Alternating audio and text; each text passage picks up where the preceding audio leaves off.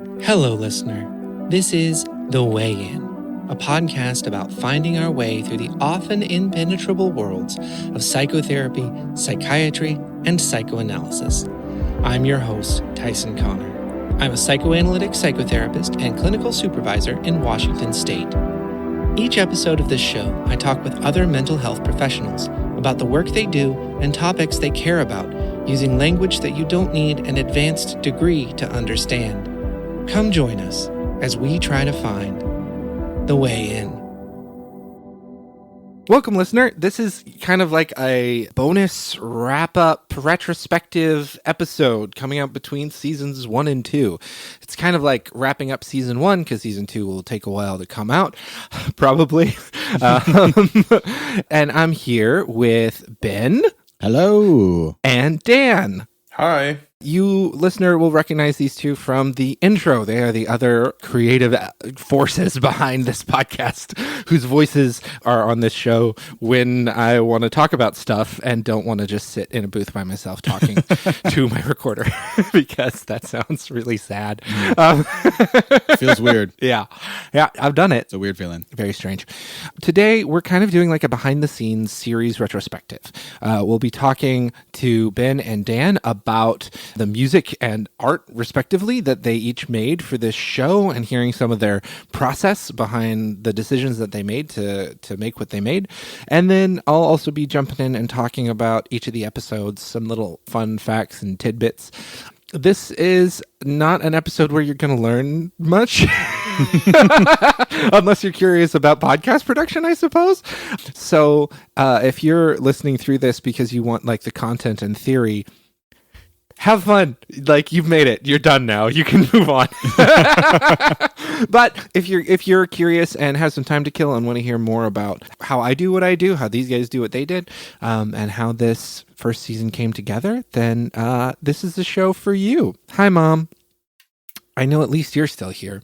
And before we dive in, I know at least one other person is still here, which is my supervisor. Rachel Newcomb has said repeatedly that her favorite episode was the one that we recorded at the start of the season. That's an insane take.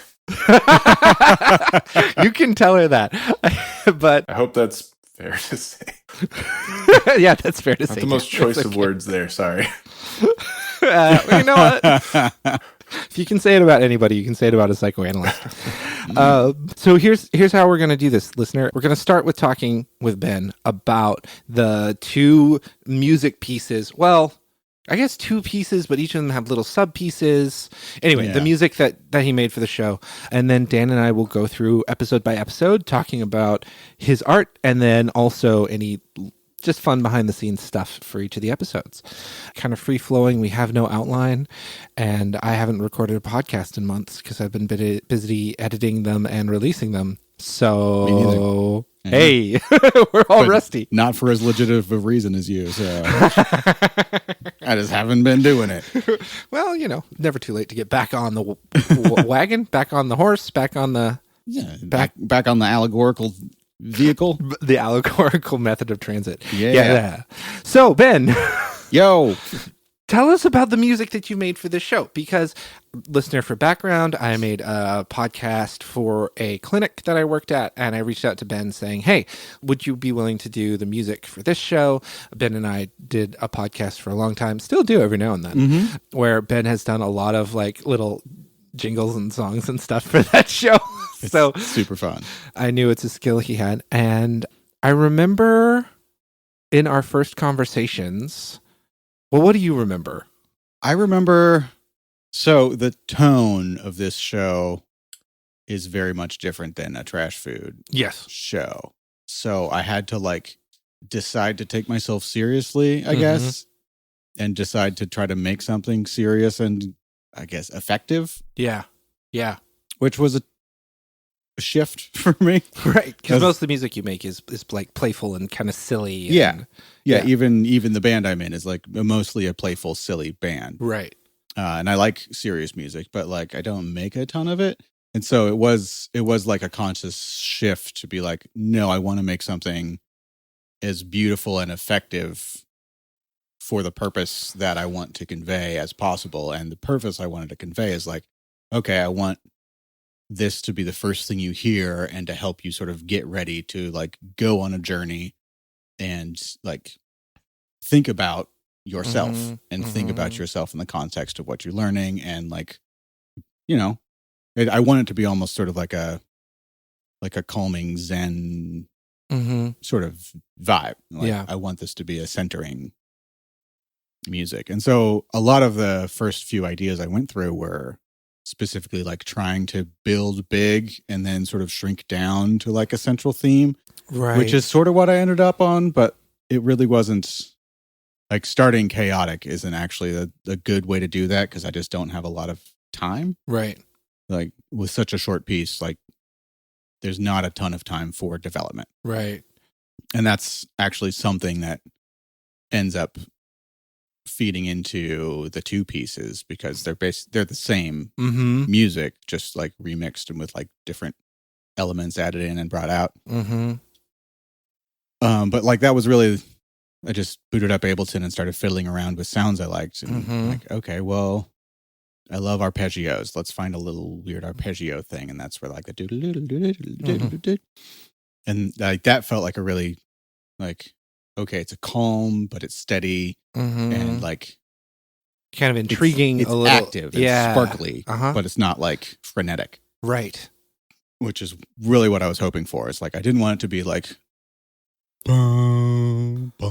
sedate and right. soporific. You know, I wanted it to be stimulating without being stressful. Thoughtful, not mindful. It's not a mindfulness podcast, but it is something where you want people to be engaged intellectually. Yeah, it's not meditative, but I do want it to be calm. Right. And so for the energizing bits, similarly, you want people to feel sort of activated, but not like hyped. Yeah. Essentially. Exactly. I would say like the word I would use to describe how it makes me feel is like sort of clear and clean and optimistic.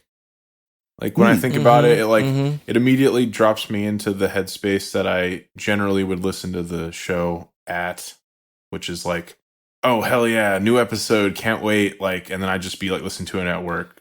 And like, I knew for the next, whatever, hour to hour and a half, I was like, gonna have a good time. Yeah. So yeah. Oh, that's great. That's exactly what I was hoping it would do. And yeah, I went through several different iterations trying to figure out how to get the sounds and the feeling right for it. Yeah, and I remember us talking about, because I remember in the early days, you were talking about that idea of like wanting to find the thematic resonance of like the way in, starting with chaos and then clarifying over time, and how that wasn't really working.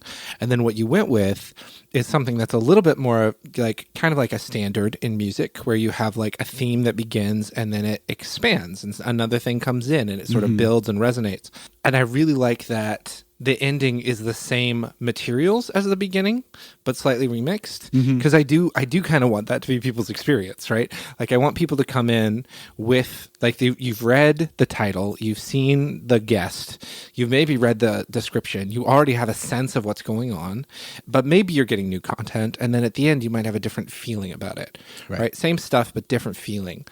And I do like how the opening, just like the single note that gets it started, like really works for me because of that theme, the way in, right? Our way in is like the single note and then we build on it. And it's building towards coherence, which I like a lot. And I remember us talking about, you found like some chord progressions you really liked, but it was tricky getting them to fit in this really limited time frame. Yeah, the first thing I wrote was easily twice as long as it could like needed to be. Yeah. And I was like, okay, how do I get either like this many chords into half as much space or the same effect with half as many chords? Right. And it was tricky. Yeah. I just shortened everything down. And it worked okay. But like, yeah, I mean, I think I had it to works. like make it like it. I was like, I don't. It's a sacrifice.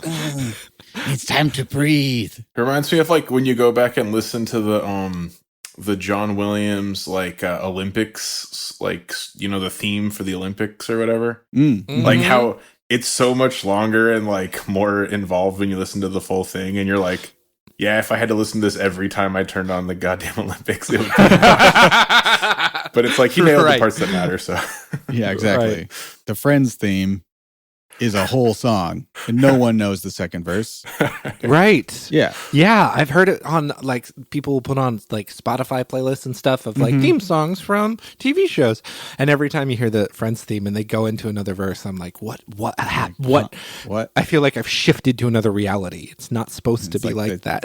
The third verse of, like, Star Spangled Banner, and you're like, huh? What are these other words doing here? This is wrong.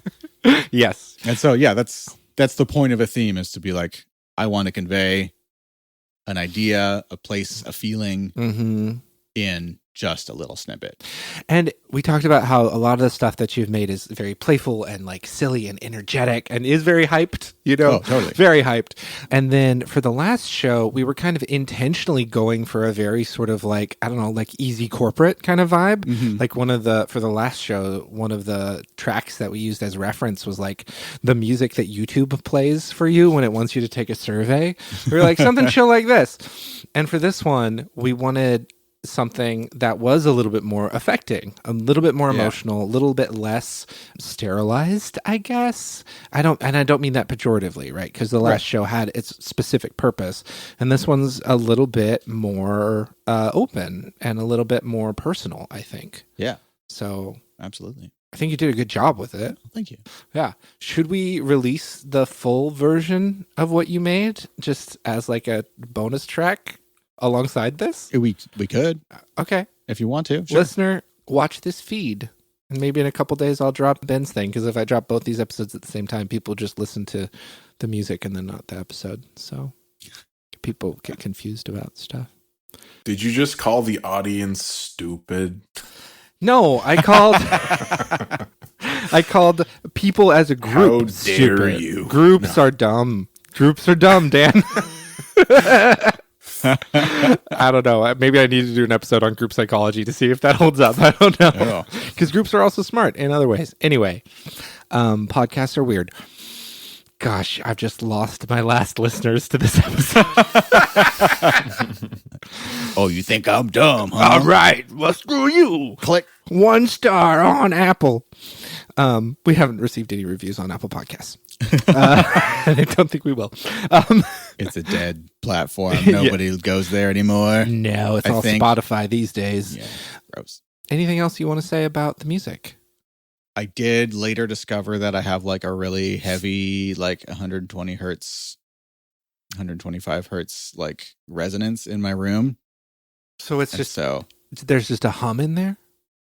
Oh, no, it's like if you play music into my room, it like the fundamental frequency of the room is around 120 hertz. And so some of the vocal mixing I did is really bothers me personally.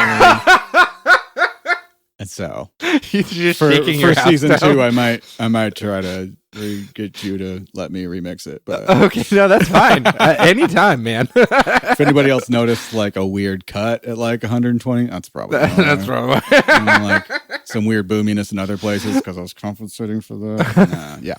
The limitations are what make art. You know? It's not a studio. It's my home office. Yeah. So, you know, what you going to do? Yep. Not play anything at 120 hertz, clearly. Yeah, apparently not. Clearly.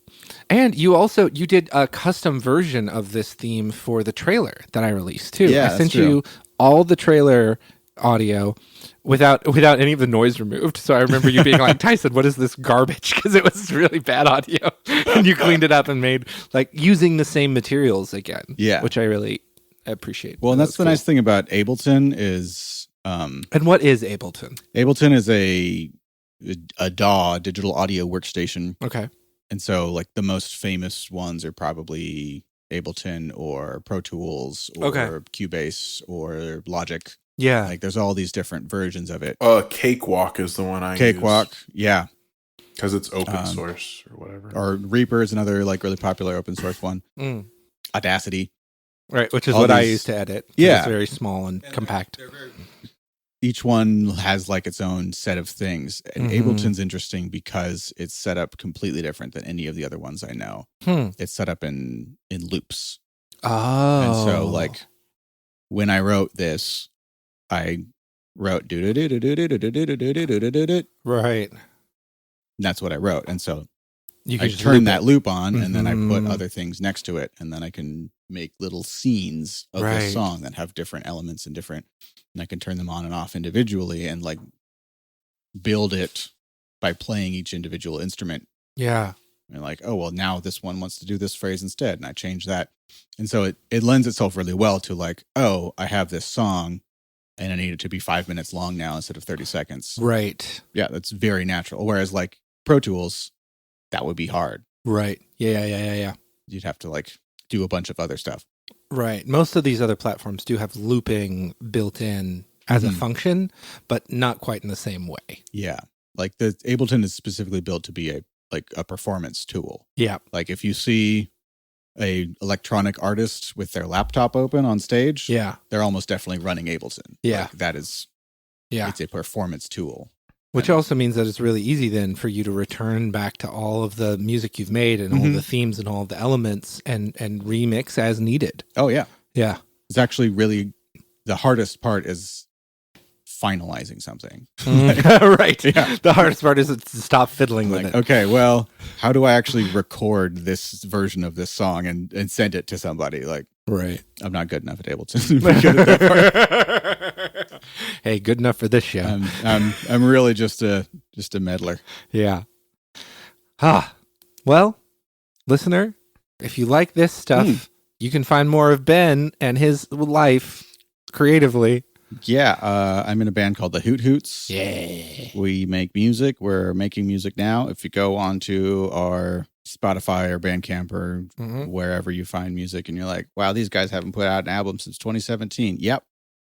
But we're working on it. So we're actually practicing. We're playing a show in June. It's going to be great. Where at? At the Sunset. Great. We're always going to play the Sunset, but it's going to be... Do you know what dates? June 28th. June 28th at the Sunset Tavern in Seattle. Yeah. This episode will come out before that. Sweet. So check the show notes. Yeah. It's going to be super fun. Awesome. And that's not like the music I made for this at all. Nope. But it is lots of fun. But it's fun. It's super fun. All right. Let's talk about the episodes one by one. So, listener, at this point, if you want to follow along, if you go to the Instagram, which is linked in the show notes, you can just scroll through there and there's all the album art there. I asked Dan to do this because for a while, Dan was making just like fake album covers, just like for fun and like sending them in a text thread with me. And as I got started on this project, I was like, okay, definitely going to ask Ben to do the music. Oh, I'll ask Dan to do the show art. And he was like, yeah, sure. And then I remember being like, Dan, what if you did individual episode art? Because you pump out these like fake album covers. Like clearly you've got it in you. Would that be interesting to you? And what do you remember of this conversation? That's I don't remember much of the conversation itself, but it all makes logical sense because that was like something I started to do when I used Twitter, which I no longer do. And it was like I would go through these phases of like my Twitter's gonna now be obsessed with, this thing or that thing. And after a while, because I'm trying to curb myself from just turning it into me fighting with people on the internet 24/7. Sure. Yeah. So I was like, I'll focus on doing art. So that's what I turned it into. It was just like fake album art stuff. And it was like kind of inspired by like Guided by Voices cover art. Like Robert Pollard from that band makes all their album art. And he has like his own kind of mostly like collage type stuff. Yeah. And I just find his stuff really great and like super inspiring. And I would say that the album art that I create is I try to just shoot from the hip and be completely intuitive about it and don't fuss over anything, as much as one cannot fuss with anything. Sure. Yeah. There are probably like 6 or 7 versions of everything that ever gets posted or whatever, but right. But it's always just like don't worry about it, just put out the stuff that makes you feel something type of thing. Anyway, so after doing that, I think I made, I don't know how many I made, something like between 87 and like 120 something. I don't know. I made like a bunch of them. Yeah. and they were, I don't know, man. It was just like, honestly, for me, like as an artist, I'm primarily, or I'm mostly like a draftsman, I would say. Like that's where my skills sort of begin and end in a way. And I've always been searching for ways to be more well-rounded, and like incorporate new ways of thinking about art and approaching it.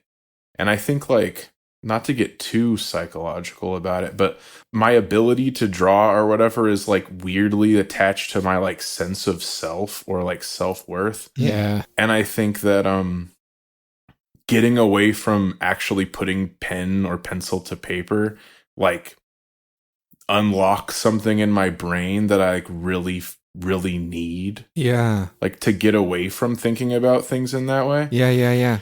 And so like the album art stuff is pretty much that. It's like me just going to what I'm passionate about, which is like I love picking up a record and just feeling the vibe from it, and like knowing that like, oh, I can't wait to like hear this. I can't wait to hear like what crazy world exists inside of this, Yeah. And I felt that since I was, really young, and I feel like I think that's where like I just have directed my energy like in the past however many years, where like I don't want to think about art as like something that like defines me. Right. I want to think of it as just something where like I'm just amongst the energy. I know that sounds stupid, but it's like I'm using vague terms because I try not to think of it in super concrete terms. Sure. Really. Yeah, I mean, to use psychoanalytic language, like, I mean, someone will catch me for using some of these terms a little bit wrong, but like your ability to draw was so closely tied to your ego ideal, which is sort of this interesting combination of like ego, superego, kind of like informed by your superego, this in a very Freudian sense, right? The person that you are supposed to be, right? Or the person that you want to be. It's sort of somewhere between aspirational and expectational. But making art is so important to you that being able to make art in a way that moves away from the pressures of the ego ideal actually liberated you to do the thing that art's supposed to do, which it depends on who you ask, right? The classical Freudians said back in the day that art was a sublimation of the drives, right? You would take your drives and put them into making an artistic work instead of, murdering someone or whatever, right? Yeah. Or other antisocial kind of behaviors. I have a funny story for that. One time I drew a picture of my gym teacher exploding when I was in like third or fourth grade, and I got in big trouble for it. And this is because I hated my gym teacher. Really? And it was just like purely like, this is me like getting my aggression out at this person. Yeah. Amazing. So there's a perfect example of a Freudian sublimation, right? Yeah. But there's also, this is not explicitly a psychoanalytic concept, but I think it can be used in a psychoanalytic way. There's this philosopher of neuroscience and art, Alva Noe, and he wrote this book called Strange Tools. And his argument was that art is a tool for existential orientation. So art is a thing that people do to locate themselves in their existence, which I'm also hearing in what you're describing, where like being able to engage in art in this freeing way sort of liberates you from these internalized pressures that create this existential anxiety and allow you to instead just be, right? Like that's existential orientation. Totally.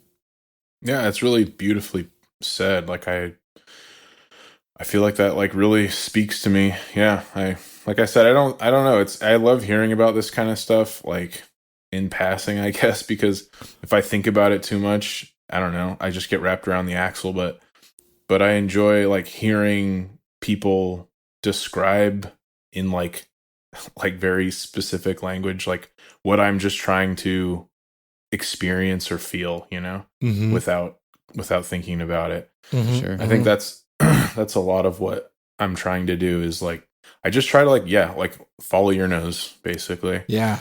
So with this and you're always at war though with your like analytical mind, I guess, when it comes to that stuff. And like with this podcast, you asking me to do it, I trust you, I trust your vision, and I trust the work that you do. So it makes it easy for me to like just focus on my piece and like enjoy the whole package, you know? Yeah. And like you've always been really, every time you've asked me to do something artistic for you, or like I've just done it like whatever, just through inspiration or something, like you've always been like really, I don't know what the word would be, but it always feels so natural. I've told you before, like I did like a drawing for you and your wife. Yeah. Yeah. For our wedding. It was like based on a story you told at your wedding for like her birthday. I think it was. That's right. Yeah. 2015 or something like that. Or something like that. It's a beautiful drawing. Yeah, it is. And like, I just remember telling you like how easily it came, which, you know, and like that's one of those like wonderful things where sometimes like things just line up and like art will just flow out of you and then you just feel good about it. Like there's no, and that's so opposite to like kind of how you are academically taught to approach things. Yeah. When you approach it academically, it's like you're always hedging, you're always thinking, you're always having like multiple like programs running in your brain of like, what will the client think? What will the, you know, instructor think? What is the quote unquote correct way to do it? What is the way, you know? And you're almost not even thinking about what you're feeling. Yeah. And like, so when you are able to step out of that or something just happens organically, like, anyways, I guess just to say, like, I've always felt that, like, with you for whatever reason, where it's like, I feel like you understand it in a way and it makes me feel unencumbered by like expectation. Oh, that's really sweet. Thank you. Yeah, and so like, and I can't predict this stuff, you know. Like it could just as easily have been like a really really hard piece to work on, but it just so happened that it wasn't. Yeah, you know, and that's happened multiple times, like with stuff that you've asked me to do. So yeah, when it came to this podcast, I just was like, okay, yeah, like it's like I already like associate like stuff that you asked me to do with like it being fun, right? And, like almost like a feedback loop of inspiration, you know? And so honestly, that's, I mean, yeah, there are times when I'm struggling, or there are times when like, oh shit, the heat is on and I'm like sweating it out a bit or whatever. Sure, you know, it definitely happens here and there, but I would say like more than half of the time I'm just like flowing and having a good time, which like, I don't know, feels rare or something. It's rare to have that feeling. So to have it be more than half is like pretty great. Yeah, and I should say part of the reason why I asked both of you to do the work that you've done for the show is because I knew that I could just be like, hey, could you do this for me? And whatever you made would be great. Like, I just trust both of you as artists, like implicitly. And yeah, like we talked about the music, but there was never a point where I was like, no, do this, right? Like, even though I was, you know, kind of the client in the dynamic, I never felt like I was like directing you, Ben. Yeah. And then also Dan, like most of the, we'll get to the exception, the one exception I can think of, but most of the art that you've shown me, like when you've asked for feedback, I'll give it. Or if I am like, hey, can we change a font to make it more visible so that we can see a yes name or whatever? Like there's feedback like that. But like with one exception, we never had to like rework anything. Oh yeah. Everything just like, yes, that's right. That's the thing. So like, yeah. I trust you both, and I think you're great artists. So, thank you. And I think that artists do the best work when the people hiring them just let them do what they're good at. Because I've seen so much art turn to shit because the people with the money don't understand art or an artistic process. So I'm glad that you both have been able to do that for this show because I like it. You're a very easy person to work with. Thank you. Yeah, I try to be. Like we talked about, like what vibe do we want this to be? Right. And I think like I sent you like three different ideas of like, here's some stuff I'm working on. And you're like, I like this one. Yep. And that was about the feedback that we went through until it was like, oh, how long does it need to be? And like, where does until we got to technical like, stuff. Yeah. Just like the nitty gritty bits. But like, yeah. Very, very easy process, which is super valuable. I'm glad. So to get into it specifically, so I guess that was just me going on and being effusive about the process or whatever. I love it. Yeah, no, I think that was, I needed to get that out, I think, to be able to talk about it in specifics. Yeah. Yeah, so let's talk about the general, let's go through the art piece by piece, the general show art. So that first conversation and like what I sort of got from it, I was trying to gauge how far I could push it or pull it when it comes to being abstract or being, for lack of a better term, something more professional, if you will.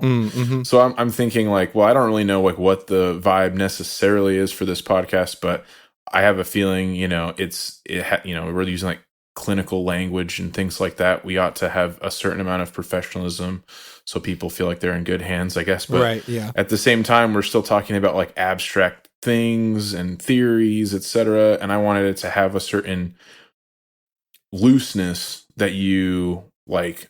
Again, if you like think about it too much, then you're going to lose that. You just want to be able to approach it. So that's kind of what I tried to do with the main cover art for The Way In, was like, how can so I gave you 3 different versions, I think. There was like a way abstracted version of like 2 characters conversing. Yep. And the concept was it's like 2 characters side by side conversing, and like their speech bubbles were like overlapping with the opposing person's like body or like form, if you will. And then like it was creating this weird interplay, almost like a Venn diagram or something like that, where like everything's overlapping. And then I made like, I'm trying to remember if I made that one first and then used that to abstract out the next version. Because the next version, I was like, I'm going to go to the completely opposite end of the abstraction spectrum and make something like really concrete and quote unquote professional. So I found I used this site called Pexels, I think it's called. Insert if I get that wrong, but I'm pretty sure that's what it's called. Great. It's like one of those sites where people can upload their art and like deem it open to public domain or whatever. So it's basically just like stock footage or stock photos, but it's like good stock photos. like people who are actually good at photography and like from all over the world post there and stuff. And I mean, honestly, it's like a huge luxury to be able to like use any of their stuff. And like, honestly, I feel guilty sometimes where I'm like, wow, like you put in so much work, obviously, and I'm just like snagging the one I think is the best. Anyways, that being said, no, I found like some pretty generic stock photos of like 2 people talking, and I can't remember if they were in the same photo or not. I don't think they were. It was like from 2 different things, and I just kind of like photo bashed them together. And then what I did was I like did like a full paint over of them. So like that, and that I just did this all digitally. But I'm sort of using the background photo bash as like the structure, and just making sure that it felt still gestural and loose. However, it was also very tight and like structured from this photograph. And then I used like a font that I don't think you liked, but I thought it fit the image well. And we can post these up because I don't think these were posted. No, they weren't. So listener, check the show notes. Yeah, so like there was like that version, which is sort of the quote unquote professional version. And I even made it more professional by using text as the background, sort of like fade in. So like sort of text fading in. And I like think I grabbed like a psychological like dissertation off of like JSTOR or something and just used that. Because I don't know. That's what I was like. I trying to make something completely on the other side. And then I made one that was somewhere in the middle, probably closer to the professional side, where, like I said, I have this little demon inside my brain that says, you could draw this, you should draw this. So I was like, okay, I'll fucking draw this. So I love the art of Adrian Tomine. It's like a comic artist, and he's like pretty well known for doing like cover art for The New Yorker. And he just has like super clean style. He's like one of those guys that just makes it look totally effortless. And then you try to do his style and it's really hard. It's just, he's one of those like special people. And so anyway, so I'm trying to kind of emulate that cleanness, that like clarity, that balance. and using like sort of muted colors, which again is something you think will be easy, but isn't. Mm-hmm. It's like it's easier to just be bold, kind of, and just kind of like throw. I don't know. Like I said, sort of go intuitive. But if you want things to feel like staid and steady and grounded, sometimes that's like way harder. I don't know. So I tried to do that, and there's a version of basically the cover art that's the exact same thing, but I just drew the characters as almost like Adrian Tomine style, like comic book characters. And I was just interested in like how that would feel. And like I think all three of those original attempts were effective, and I like all of them. And I think something to mention is the Carol Poole episode, like the crisis episode, Navigating Crisis. That one I ended up just using the one that was more abstracted, since it was like having to do with crisis, having to do with psychotherapy. Therefore, it makes sense to use something that's sort of chaotic. And it also, I don't know, I think we're kind of jumping ahead a little bit, but I do think that image worked really well for the content of that episode, because it has this sort of weaving imagery in it, which was a theme throughout our conversation, of sort of the weaving and the negotiating between various modes of being as being like a way of finding health. And also the importance of conversation. I don't know. Yes. So it was reused art in one way. And in another way, I felt like it was really thematically resonant. Well, and probably the only reason, if you think about it, the only reason that one of the reasons that it fits so well is because it was more abstracted. Right. Yes. Like I couldn't use the other two that were more tied down because they're too specific. So like, it's just, I don't know, maybe that's just a shout out to like abstract art. Like, I kind of enjoy abstract art more than other art at this point in my life. So we didn't end up using those. And then what happened, I guess, because this part is kind of blurry to me, honestly, was I just was like, I'm just going to do something that feels good. So the one that we ended up using as the cover art is just the one where I was like, I'm just going to like find an image I think looks really like interesting. It was like the woman that is on the cover is again from like this one random dude from like, I don't remember, like Lebanon or something, like took a picture. And it was like just like sort of like a woman sitting on a like a bench or something like that. Yeah. And I just thought her posture was really interesting, and she had this like pensive or like a sort of a vibe of like consternation or something in her eyes. And I was just like, this is cool. And I just grabbed that and like did all this kind of like what do you call it? I sort of like crushed the image where like the darks and lights are like really like pronounced, and then like used that as like a layover to like a color mask around it.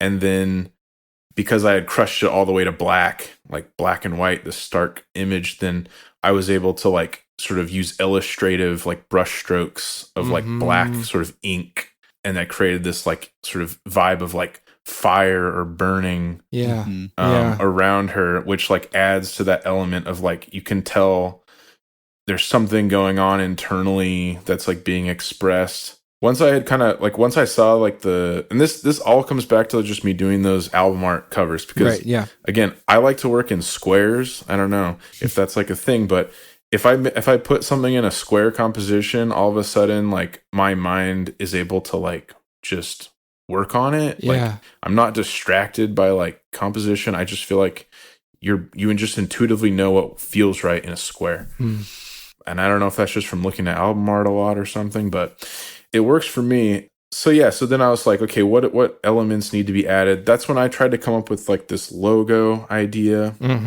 which you can see, which, I had a lot of like back and forth trying to find the right amount of like whimsy, if you will, the right amount of like calligraphic whatever.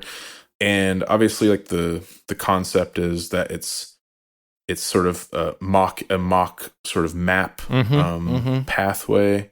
So I'm using like those ticked lines that create this like, and it's obviously like this circuitous path, obviously like in terms of psychological health, like we all feel in some ways like we're just running around in circles, or you get there, but you never get there in a linear fashion, and that isn't really the point, and blah, blah, blah, all these like sort of subtextual things.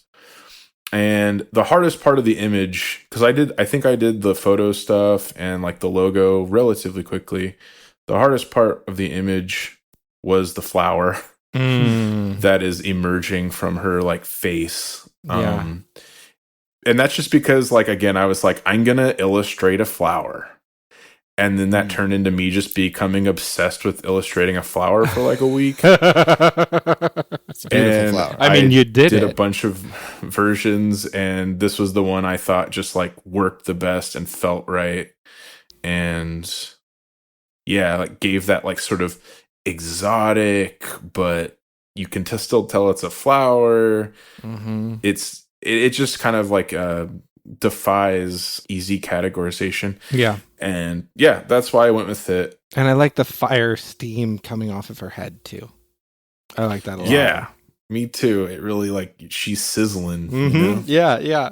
And then the logo that you designed ended up becoming that sort of bottom corner of every other episode art. The bottom right-hand corner, there's the little logo and then the sort of peeled up image, so that all of the episode art sort of had a unifying theme to it. I really like that touch. Yeah, I thought that was that, and that was all Dan. And that was really cool, I thought. Yeah, I appreciate that. And honestly, that was like very like utilitarian, where I was like, okay, well, if I want to be able to do whatever the heck I want for every episode, I want to make like just a quick stamp, if you will, of like an image that just says, oh yeah, this is the way in, you know, the way in, or whatever.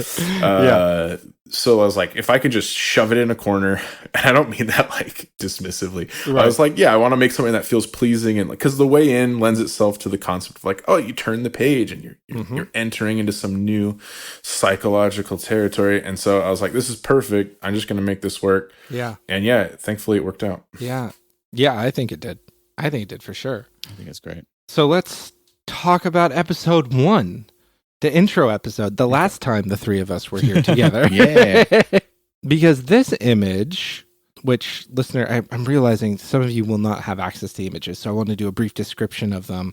And Ben, maybe you can help me with this. So this image it's sort of a transparent image of a head in profile, and behind it, you see a road sort of going through a canyon, as well as a layer of some aerial photography of like a housing development where the roads are sort of twisting and curling, and they almost look like a bit of script.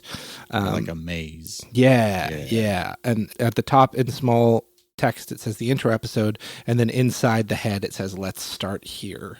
So yeah, those are the elements. It definitely read as a maze to me. That might be the most qualified because I didn't actually stare at these super hard. Yeah, no, definitely.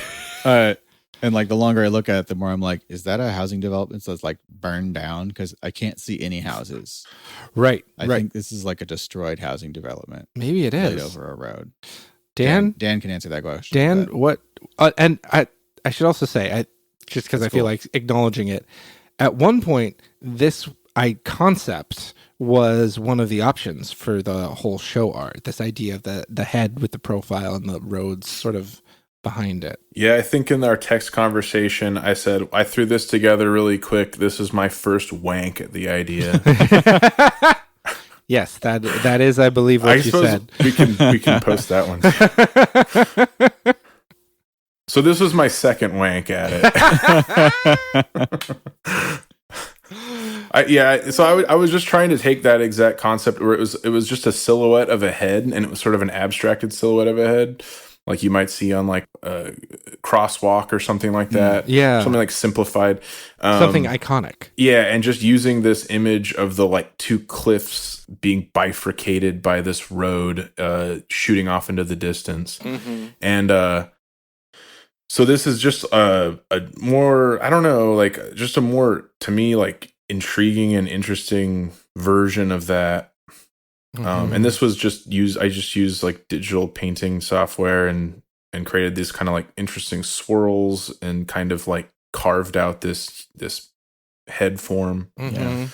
And to me, this image like already like said a lot thematically. Yeah. That's why the reason I jumped right to it is just because I like already had it in my picture roll. I like took it on a road trip, actually, like off to like near Grand Coulee area. and there's like this like sweet frozen lake, like just beyond this, like you sort of like hit these two cliffs and then you descend down and there's like this like giant frozen or like frozen river, whatever. And I was like watching people like ice fish on it and stuff. Whoa. Anyways, but as I approached this, I was in my like truck, my like moving truck, like a 26-foot whatever moving truck, and like going down the road, and I see this like these two cliffs come up, and immediately was having flashbacks to the film Close Encounters of the Third Kind. Because if you go look at like the original poster art for that, it looks very, very similar. And I was like literally like, oh my god, this is so perfect. Oh, I got to take a picture. So I like whip my phone out, like going whatever 60 down the highway, and like snap like 6 or 7 pictures of it as I approached, and it looks rad. Yeah, it does. It looks so cool. It does. So I was like, I got to use this somewhere. So yeah, there's that, and then honestly, the destroyed maze houses or whatever, I don't even remember where that came from. But it's in there. I part of what I like, first of all, I just want to note we can't escape the influence of Steven Spielberg. He is everywhere. But part of what I like about this is because it communicates both the idea of like finding the way in and the sort of clarity and the clearness of like of cutting through with the image of a road through this canyon, but also with the image of a road, the sort of, again, the twisting, winding, maze-like sort of interconnected process. It's communicating that like duality paradox that I think shows up a lot in this show. So I think it's a good image. I don't have any very much, fun anecdotes about that, except that it was the last one that we recorded. I think. Yeah, it was the last one we recorded. Because it had to be because I announced the order and everything. Right. I told myself when I started this project, I would have my first season recorded before I released any, which meant that we couldn't record the intro episode until I'd done everything else. So it was all bouncing around my head. Some of it was edited, some of it wasn't. Yeah, that one, I was really excited to record that episode because I wanted it to be a jumping off point. I'd already put in so much freaking work, and so had both of you. So I was really happy with how that turned out. It was a fun time. Yeah, it was a lot of fun. I had more fun recording it than listening to it. Also, welcome to podcasting. Yep. That to be fair, more fun to record than to listen to is just true of every podcast in every iteration. Like they're secret, y'all. Podcasts are fun to make. More fun than they are to listen to, I think. But I'm biased. Well, just no one likes how their voice sounds. That's very true. That's very true. I've been listening to my voice recorded for over a decade now, and it still is weird. Sounds weird. That's what EQ is for. Yeah, but then you do end up doing like there are podcasters and video editing people who are like, I tried to EQ my voice to make it sound more like it sounds like in my head, and everyone told me I sounded like a Universal monster. Because most people's voices are lower in their heads than they are in a microphone, so you just pitch it down and you end up sounding like. There's all sorts of like insane resonance that happens in your body that no one else can hear. You hear yourself and like, I sound like a nasally weirdo. Why am I so nasally? Because you're American. Hey, Ben, I want to know. I know this may not make it into the podcast, but when you record, do you record like vocals often, or do you like you've recorded your voice? Some, yeah, have done. I was just wondering like what frequency range you either boost or cut your voice at. Like, do you find yourself like hitting a certain like frequency that you always like boost it by like whatever 6 dB or something just to like make it sound right? I mean, it kind of depends on if it's for talking or singing. Yeah. Because with singing, it's much more variable. Because of whatever else is happening in the song, what range of, or like, what part of your range you're singing in, what like timbre you're singing in. Are you singing hard? You're singing soft? You're singing low? That can have a huge impact on what EQ moves you're gonna do. I'd say in general, I cut a lot of lows below like 120. Just because there's almost nothing useful down there. Right. You're just going to get a lot of mud. Just room noise. Yeah, you're going to get a lot of mud and a lot of rumble that's not actually going to add anything to the experience. So like I'll do a roll off around like, depending on the voice, like 120 at the lowest or like up to 150. Wow. And then I'll have like a little low peak, and then I'll usually roll off in the mids Mm-hmm. Probably cut up like around 500 pretty frequently, just because that's where you get like some like boxiness. Yeah. Mm-hmm. You get some like, and then like a lot of like honk and like bite happens in like the 1 to 2K range, but depending on the voice, you might want to boost that or cut that, or like what depending on what you're doing. And then I actually have it's called Fresh Air. It's like a free plugin. Mm-hmm. That's a good one. That just adds a lot of like presence and like air, honestly. Yeah. It's the best way to put it to vocal tracks. I use that on a lot of vocal tracks. Do you think is it like a saturation kind of? It's almost like an oral exciter.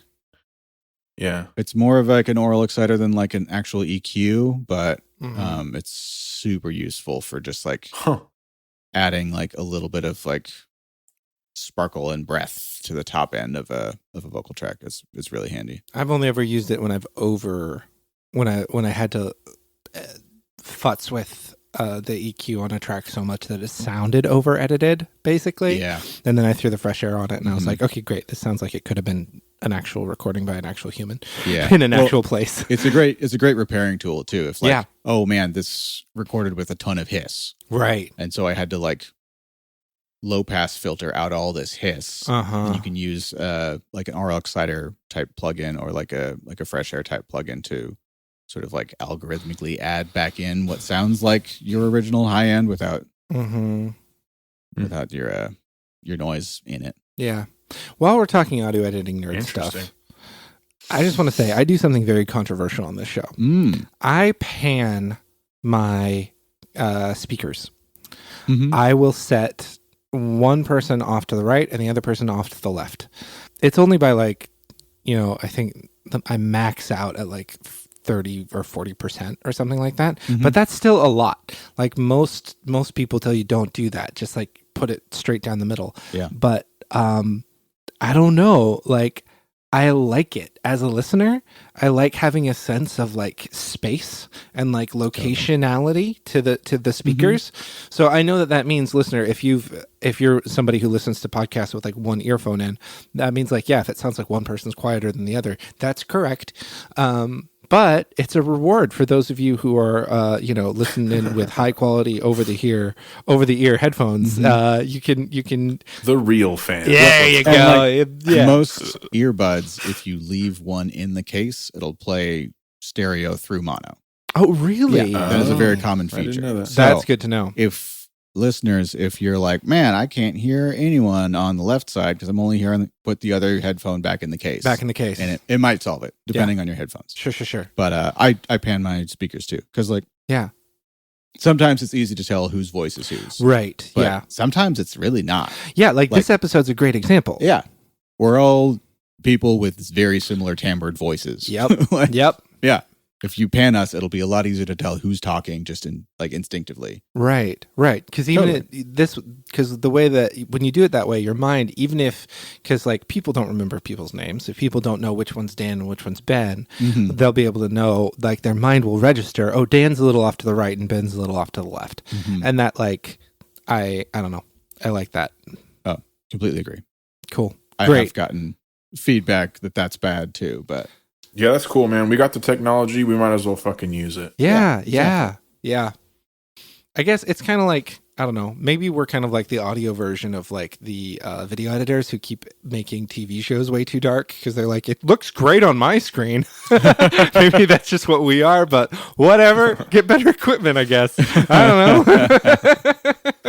I haven't had any problems. I mean, I'm listening to it like with a shitload of road noise and everything. And it always, I've always thought, I even told you, I'm like, I think yours is produced better than like plenty of podcasts that are like, whatever, sponsored by like actual like publications. Yeah. Like, some podcasts sound bad. Yeah, like, it's true. It's true. It's true. I do put in a lot of effort into trying to make it sound professional and sound good. It does sound good. Thank you. Yeah. I'm glad it works.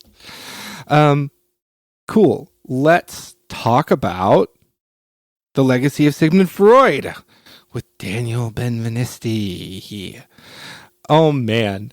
Dan, will you talk about this That's weird. goofy ass image? I love this one so much. There's a lot going on in here. It is. It's so active and it feels so playful. I don't know. I love it. Well, like one thing to mention is like the release order isn't exactly in the order that I did them.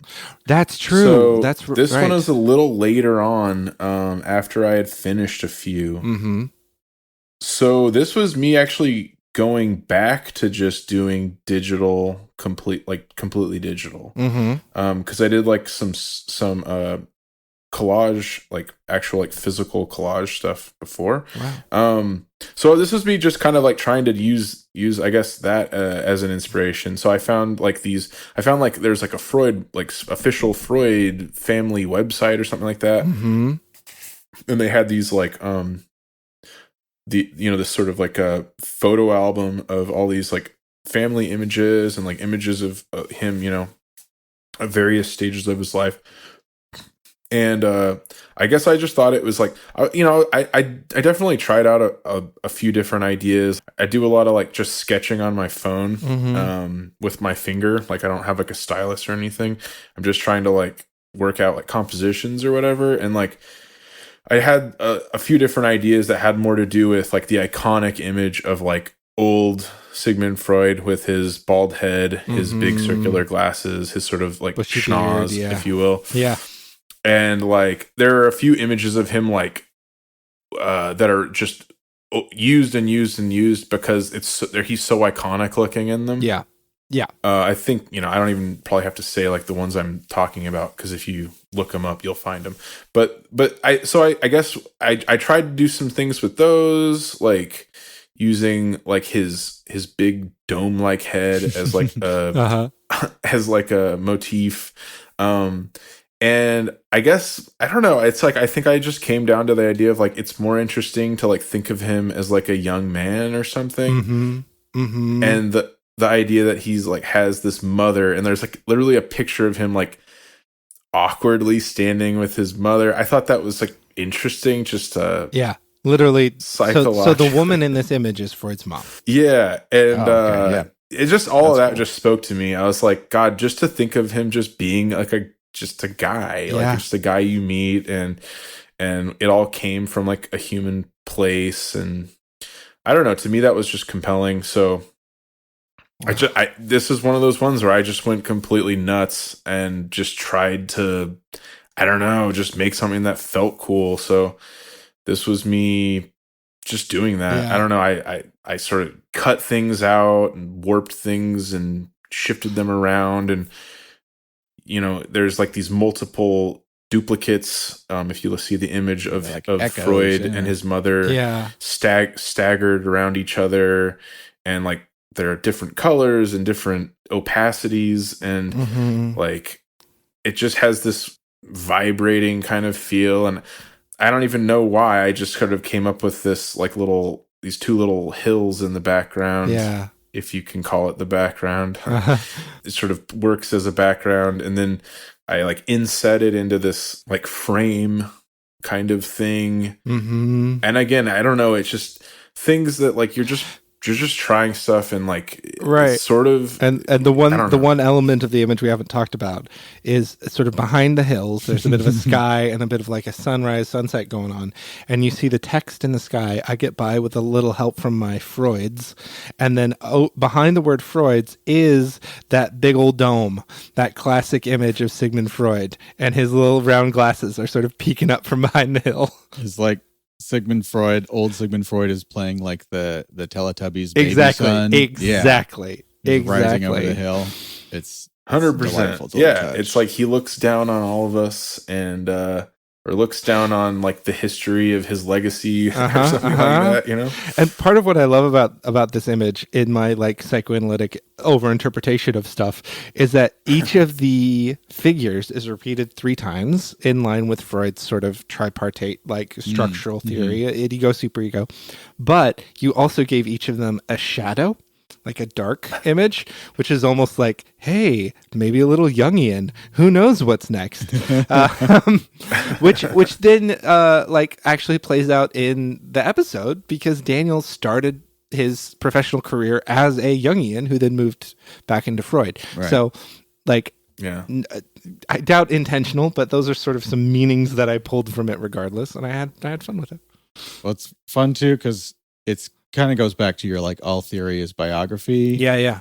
And it's like Freud, this is him looking at his younger self and his relationship with his mother. Right. Like over this hill and being like, I understand all of human psychology because I had a mom. Right. And like look at this little guy and look at his mom. And that must like pan out to every single human relationship, which like, well, it's maybe a little. It's a way in. It's a way in. Yeah. Maybe honestly, maybe a little. Yeah. That's something I just noticed now. I love that. I like how he's looking back at himself and his relationship with his mother in this like image. Yep. Oh man. Yeah. Analyzing self-analysis. I also I think it's worth maybe to point out too, like there's something sort of like disease-like about some of the textures being used. Yes. Mm-hmm. And I feel like that, I don't know, that to me also adds to it's like kind of looks like almost like a wound or something. Mm-hmm. Like that all feels, I don't know. And again, I don't know. I'm analyzing it from outside of the head I was using at the time of making it. But sure. It all, it's a cool, I don't know, it's kind of a cool image. I do like this one a lot. I have one fun story I want to tell about this episode with Daniel Benvenisti. Afterwards, he showed me sort of his like back area of his office. So his office is truly an incredible space. It's like full of all of these like prehistory artifacts and moon landing artifacts. It's sort of like his office sort of feels like an encapsulation of the human species. It's like got stuff. I was going to say like 2001: A Space Odyssey in an office. Yeah. I've thought about doing a spin-off show called Movies to Make You a Better Therapist, where I interview everyone I've interviewed on this show, but we talk about a movie that makes them a better therapist. And I've absolutely fantasized being like, Daniel, let's talk about 2001. Let's do it. Because I think he'd have some thoughts.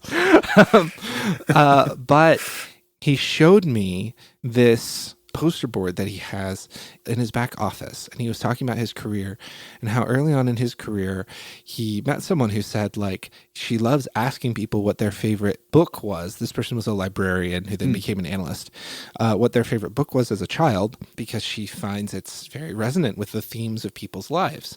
And Daniel said that his favorite book as a child was this book called Danny and the Dinosaur. And he was like, but I just liked it because it had the same name as me. It doesn't actually mean anything. But then throughout his career, he was friends with Freud's grandson. Like Freud's grandson was like, please write my biography to him. So like he met him, he met Otto Rank, he met a lot of these other like dinosaurs of psychoanalysis and became their friends. And so he has this image of the front cover of Danny the Dinosaur surrounded by images of him with all of these dinosaurs of the field who he befriended, just like Danny and the Dinosaur. And so he just has that poster like in his office that clearly like he made. And I felt really honored that he showed it to me. And also like it felt like he was sharing something true about himself, but also something that he found to be true of the world. That like there are these themes that play out in people's lives, and he was like, and here's mine. This is my theme. I become friends with the dinosaurs, and they help me go through my world. Interesting. And he's still doing that. His most recent book I don't know if he talked about it on the episode. It hadn't been published quite yet, but his most recent book is essentially his take on ideas from Freud's Totem and Taboo. I'll put a link to it in the show notes. And he's still talking to the dinosaurs, and it's like it was a really like beautiful experience. That guy has a really cool way of being in the world. So anyway, cool. That's my fun story from that episode. Hell yeah, I loved that episode. That was such a good one. I listened to it like 3 times, I think. He's a great interviewee. Yeah. Speaking of great interviewees, now I have to use that as a transition between everyone. Otherwise, someone's going to feel left out. But let's talk about the using psychoanalysis in times of crisis with Carol Poole. We kind of already discussed it earlier. Anything more to add? Listener, if you're not actively looking at the image. This is an image of two silhouettes, one red, one blue. Both of them are speech bubbles that are then sort of going into one another's heads. They overlap and then enter one another's mind space. Between them is sort of like this sort of image of almost like a portal image that's like circular and sort of comes to a central core. And then each of them also in their chests, you can see a sort of shining light coming from like their heart space. So yeah, that's a description of the image. Yeah, I think so. The things that changed between the version that I had done as like a test for the main cover art and this episode. So I'm pretty sure I added the heart chakra sort of thing. Yeah, that wasn't in the original. I remember that. After the fact. And also I think I simplified the speech bubbles to where there was just two as opposed to there was like 4, I think, per character. So it was just it was more chaotic originally, and I tried to simplify it down because I think that the metaphor or whatever, it just like works visually better this way. The fact that like each character is like a completely different shade, like one of them's blue, one of them's red. They're both sort of like in this sketchy, dirty, almost like kind of scuffed up. I don't know. To me, that was an interesting juxtaposition. Their chakras are sort of the anti color of what they are. So the blue character has like a warm chakra and the red character has like a cooler chakra. And then to just double down on that dichotomy or whatever, the text I remember playing around with, and it's a pretty like straightforward, just blocky text, sans serif font or whatever, but like I used 2 different, maybe 2 or 3. It's hard to tell looking at it because it's been a while. But like, sort of, I used 2 that were like different like the sort of half opacity, and they're bleeding into each other color wise. So they're just overlapping on the right and left of each other. Yeah. So like it starts out as completely blue on the right and sort of completely like washed out red on the left, and like as they approach the middle, there's like this. Like not only are the edges of the letters sort of like getting closer together and vibrating more, but the colors too are like blending together and creating these like interesting, like I'll use the word synchronicities, even though I don't think it really applies. But the point is like that's kind of like what I was going for. I was like, oh yeah, you can sort of do that with the text too. Yeah, that's cool. And yeah, to me, like it just says a lot about people trying to relate when they're at a crisis point or at a point of impasse or whatever. And I really like the themes of like of intersubjectivity, I suppose would be the like word from the relational analytic theorists, but that co-creation of space that's so important for communities and for selfhood. And there's so many themes in the conversation of dealing with polarities. And I feel like this art really got to it. Yeah. Yeah, I think the thing I was most proud of was like the hand gestures. I remember like talking to you about it, Tyson. Yeah. It was like, I don't know. It's like one of those times where I just was like I was just quickly throwing out like hand gestures, and like there's something ill-defined about them, but just defined enough, where you can like sense the tension in the fingers and stuff. Yeah.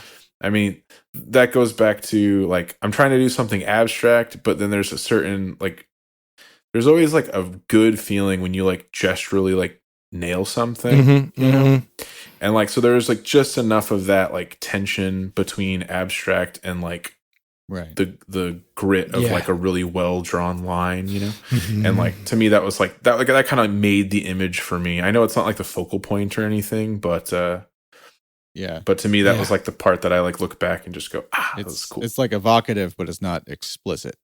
Right. Yeah. It looks like they're saying something, but you can't tell what they're saying, which I think is like it makes the conversation seem more active. Yeah. Right. Without the hand gestures, the conversation could be a very passive thing, but with the hands, it's like they're engaged. Yeah, for sure. Which I like a lot. I want to say one more thing about like influences. Like one of the influences other than Robert Pollard doing the collage stuff was Stanley Donwood. He's the artist who works with Tom York and Radiohead for all of their art. And I'm sort of a latecomer to Radiohead in my adulthood as like an inspiration, but like I sort of like discovered them a couple years ago in earnest and like really, really fell in love with like not only the music, but their approach to art in general. Totally. And Stanley Donwood and Tom York knew each other like in art school. So similar to like me and Tyson in a way, like they've just kind of known each other for a long time. Yeah. And like it just made sense for them to just keep working together and trying things. And so it's kind of cool that like they've taken Stanley on as like this, what's the opposite of a mouthpiece? Like a vision piece or something for their band. Yeah. Where he is just, everything that they do is like filtered through him and Tom's brain, because him and Tom do the art together. And they spend months and months just making tons of art and ideas and trying things. And they just, all these different mediums, they don't stick to one medium, they don't stick to one approach. And even in Tom's like solo work, he has Stanley Donwood art, which like, and that's the thing, that's what I liked about Stanley Donwood, is just like he never sticks to one style. He's always doing different things. He's never, and it feels like he literally is just, I mean, his art looks like half of it looks like he's just, it's like he drew something and then he just like erased it with his elbow and then he drew over it. And then he erased that with his elbow and then he drew over it.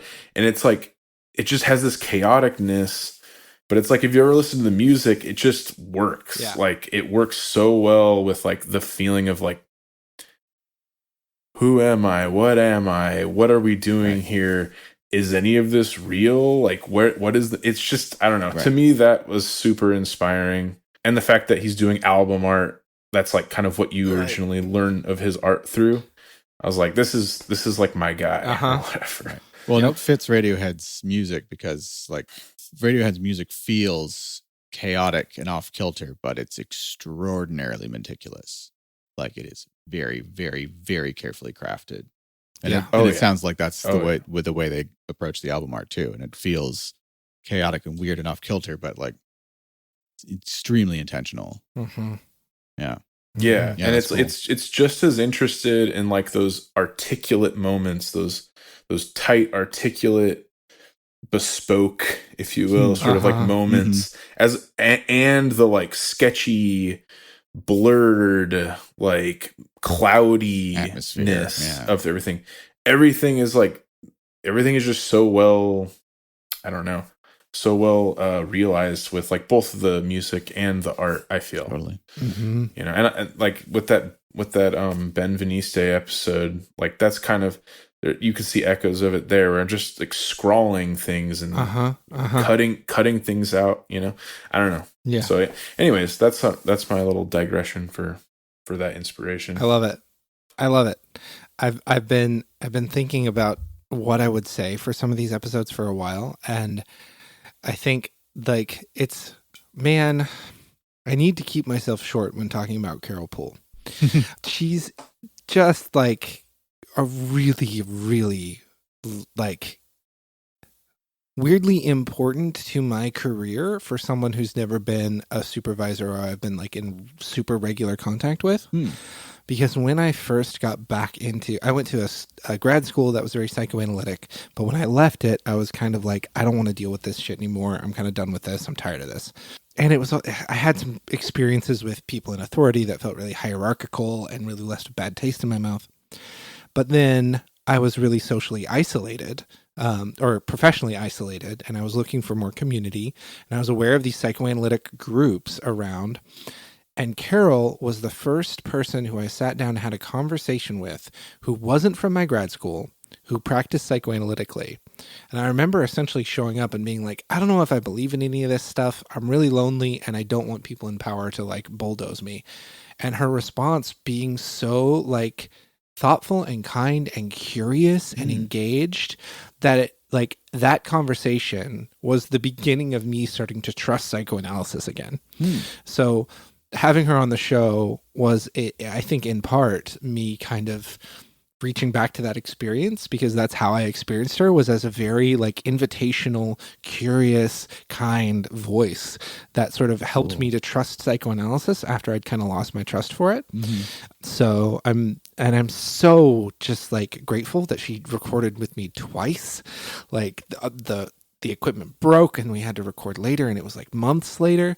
But she was game, and she and I have talked, if we're ever going to do movies to make you a better therapist, given each of our experiences in alternative religious communities, we would watch The Witch, The Witch. We both love that movie and would love to talk about it.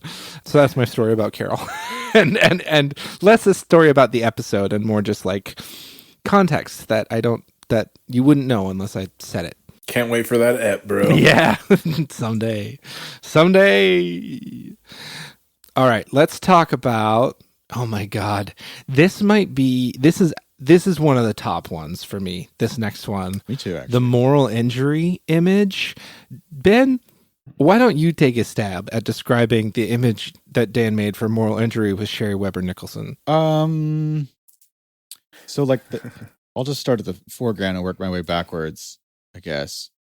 The foreground is an image of a person holding a match, but it's like a torch size match, but it's definitely a match. It must be composited in profile. They're like a person reaching across the whole image to hold like a matchstick that's lit at the end.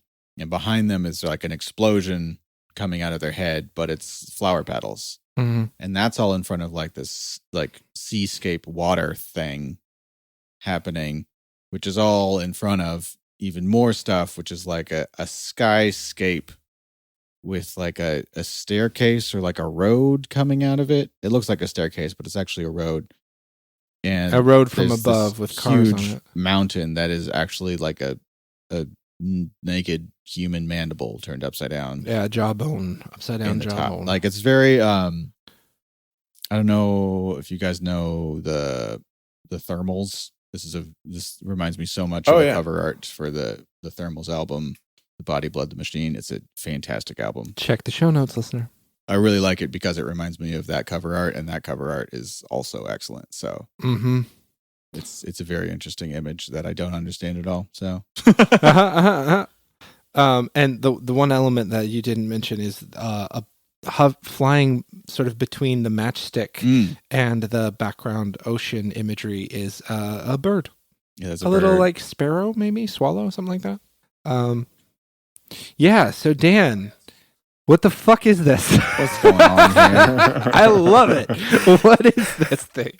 In order to know the true answer, you would have to enter my bedroom where I have my like standing desk that is just like an absolute chaos fuck of like images cut out, and like I have a little like sort of like standing divider thing I like throw cut out images into, like construction paper and stuff, and it's pretty much just chaos at all times, even when I'm working.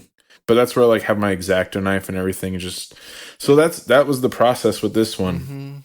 Once I knew this project was gonna take place, I was like, oh, I gotta find a bunch of like magazines to like just cut images out of and try to do the Robert Pollard like collage thing, which I'd never done before. And so like I don't know, a motif I tried to use was like use this sort of square, like I said before, and then use this sort of frame. And this was all done like analog, just with an X-Acto knife. And I do have like a really cool like straight edge cutter like device. Yeah. You can buy them at like any Michaels or whatever. And like, so that's how I kind of get these like sharp edges on things. A lot of it is like you try to find something that just is dramatic and interesting. And then for me, the thing I guess that makes this image, like the jawbone is probably like the most dramatic thing in it. Yeah, for sure. The thing that like is just indelible of the image or whatever. But then it was like the foreground person with the match. Like you can see there's these like flame licks sort of like ascending. Mm-hmm. And like that was just me taking, I think it was just an image of like fire or something and cutting out these little like trails. And without that element, like it doesn't have like its circular composition. Mm-hmm. And so that was really the thing where it's creating almost like a circle of life thing. It's creating like this concept of like devouring of life. And I feel like too, like the flames always evocative of like Prometheus or something, where it's like hidden knowledge. Then you have like the road to me like represents like civilization, modernism, and like the jaw is like this like, it looks like this ancient sort of like crusted old artifact, and it's like about to clamp down on our modernism. Again, it's like it's hard for me, to like I don't really know, like when I'm working on it, I'm just trying to put like compositional elements together that like feel right. Yeah. And this is just one of the ones that worked, It's really cool. Yeah, it really does. And I think like a fun fact about this episode, it came out the day of the election, which made it weirdly thematically relevant for those of us who found moral injury in the act and being a member of a growingly fascist state, and seeing that that's the direction that our country chose to go, or some people did. But us being part of that group sort of made this episode feel really relevant, and hopefully not, but I am imagining, yes, more relevant in the years to come. And what I like about it is like there is this feeling of both discovery and hope in it, but also the upside down jawbone feels like it's this sort of looming fact of horror, of death, of the moral injury that's present there. But also, like you were saying with the circle of life thing, right? You have that the burning moment, this person responding to it, and then life is growing out of them in response to the death. So that's kind of how I experience this image a little bit. Yeah. It feels like a threat, but it doesn't feel inevitable. Right. Yeah. Yeah. It's challenging, like the category of moral injury, right? It's challenging stuff. Yeah. The moral injury episode, especially in dialogue with the collective crisis episode with Carol, those two really stuck with me. Like, I think those two sort of changed my brain chemistry a little bit and how I think about myself in the world and being a person. I'm very excited for Sherry's book to come out. It hasn't yet, listener. You will know when it does. And oh my goodness, interviewing Sherry was so great. Like, her office is in this like old apartment building in like Capitol Hill, and like she's a musician, so she has like a piano and a cello just like in the room with you, and all of these books everywhere. It was a really lovely space, and I really got it was interesting interviewing people in their offices versus when they came to mine. Like Carol came to my office, I went to Daniel's office, I went to Sherry's office, and just especially for these people who have been doing this work as long as Carol and Daniel and Sherry have, their offices sort of take on something of them as a person. Yeah. And so Daniel's office is full of all these like imagery of like the human species from beginning to peak, and then Sherry's office was full of like plants and books and instruments and just such a creative space. And again, I found her to be really generous. I really enjoyed that conversation. So hopefully I'll get to interview her again when she writes her next book. Yeah, I found that episode probably the most impactful of all of them. Just because like it was very validating, her message of like, yeah, that's valid. Yeah. You know? Yeah. If you trusted someone and then found out they were untrustworthy, that is legitimate pain to experience. And like that, even if it's not the huge like abuse stories that you hear or trauma, like, no, that is pain, and that is hurt, and that is validating and like valid. And like that was like a really powerful thing to hear, and like I found it really, really impactful too. Yeah, and the category is really useful for being able to talk about evils that are done without needing there to be a monster to blame, Mm-hmm. and just to acknowledge like the reality of the emotional impact of awful things. Yeah. Also, it was a real relief for me to hear her say in my conversation about like how do you live knowing all the moral injury that's around all the time, and she was like, denial. Like there's a part of it's kind of funny, and another part of it is like, oh, there is no wrong way for a mind to work. Right. We make use of the ways that our mind works to survive. Yeah. And like sometimes it doesn't help us survive, and then we do need to change it. Don't hear me saying that every mind is working totally fine. We don't need to worry about it. But like hearing that was kind of a big deal, because there's a way that people can use these analytic theories to say, well, if you're in denial, you're unhealthy. But there's another way to say like, well, no, these are just part of the ways minds work. And sometimes we need to be in denial to exist in a modern world. Yeah. And arguably that's unhealthy, but it's how we survive. If you use a tool wrong, it can be very bad, but it's still right. It's still a tool and an aspect. Yeah. Right. Yeah, that was Which true. Kind of takes us to the next episode where Brian Pendergast and I talked about narcissism and trying to sort of reframe. Also, curious timing for this. If the election had gone differently, I think this episode would have landed a little bit better. But but essentially arguing for like ways to consider one's narcissism in non-pathological ways. Dan, talk about this image. Ben, you want to describe this one? Sure. This one is fascinating and faceted. It's sort of like the background's like a very, it feels almost like misty or smoggy, like stylized cityscape with like a white sun in the center and like just sort of a grayscale cityscape buildings. And in front of it feels opulent. There's like a golden tipped cane or a golden handled cane. And like this weird golden swirly metal thing like with golden like a braid coin almost perched on it. Yeah. And like these like stern, judgy eyes sort of floating in the upper bit of it. And like it feels rich in a exclusionary way is sort of the vibe I get of it. Yeah, and the coin is like an ancient Roman coin. Yeah. So the word that comes to mind for me with this image is imperious. Yeah. It's a very imperious image. Yeah, it's a very affecting image. Yeah. So Dan, what the hell did you do? So I think this was the first one I did. Oh wow. This was the first one after the main cover art. So yeah, so this was me really going like, all right, I'm gonna try to use collage and do this type of thing. And so I didn't have very many magazines at my disposal at the time. So this was probably pieced together by like 3 different Smithsonian and National Geographics or something. Circa, who knows?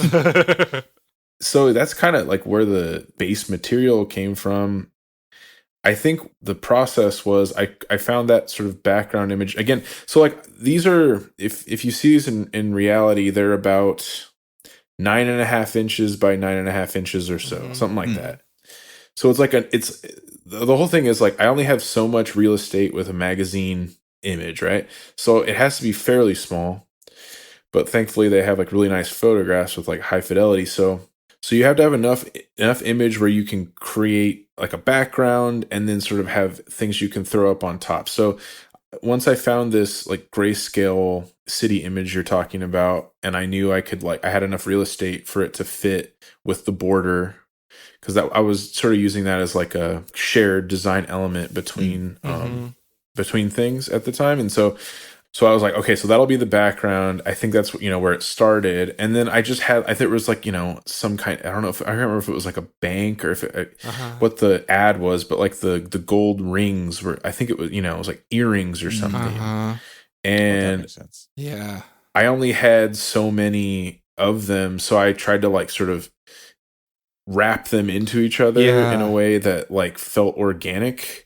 Yeah. And then once I did that, I had this cane, and I'm like, the cane is very evocative of like high society or some kind of a status symbol. Yeah, status symbol. So, and then if you can see where it like overlaps with the edge of that earring, it's mainly because there was nothing there. It didn't go anywhere, so I needed to like sort of hide that edge, you know.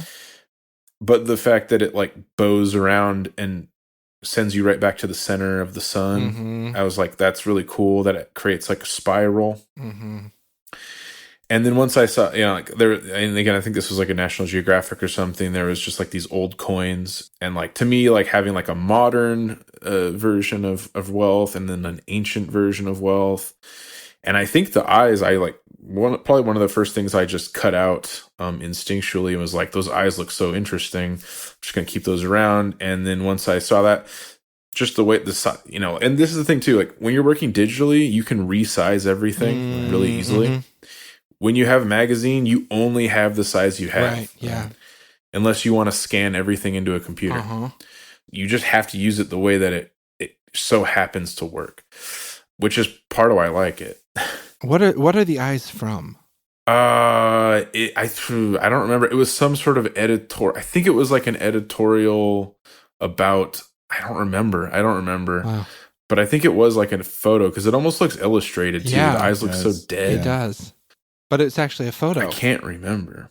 I think it was a real photo, but it was like highly stylized kind of photo, but I don't remember. I'm sorry.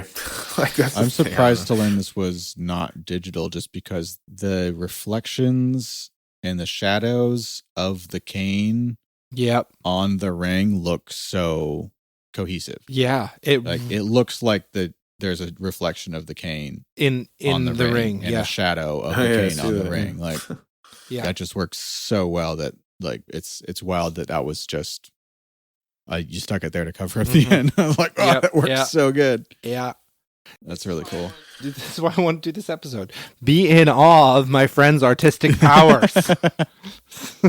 This is really good shit. The only other things to mention are like when I added the coin, it was a way to connect the eyes to the other gold element, and the fact that it's like it appears almost to be dripping from his eye, I thought added to. So like I created this idea like narcissism reconsidered.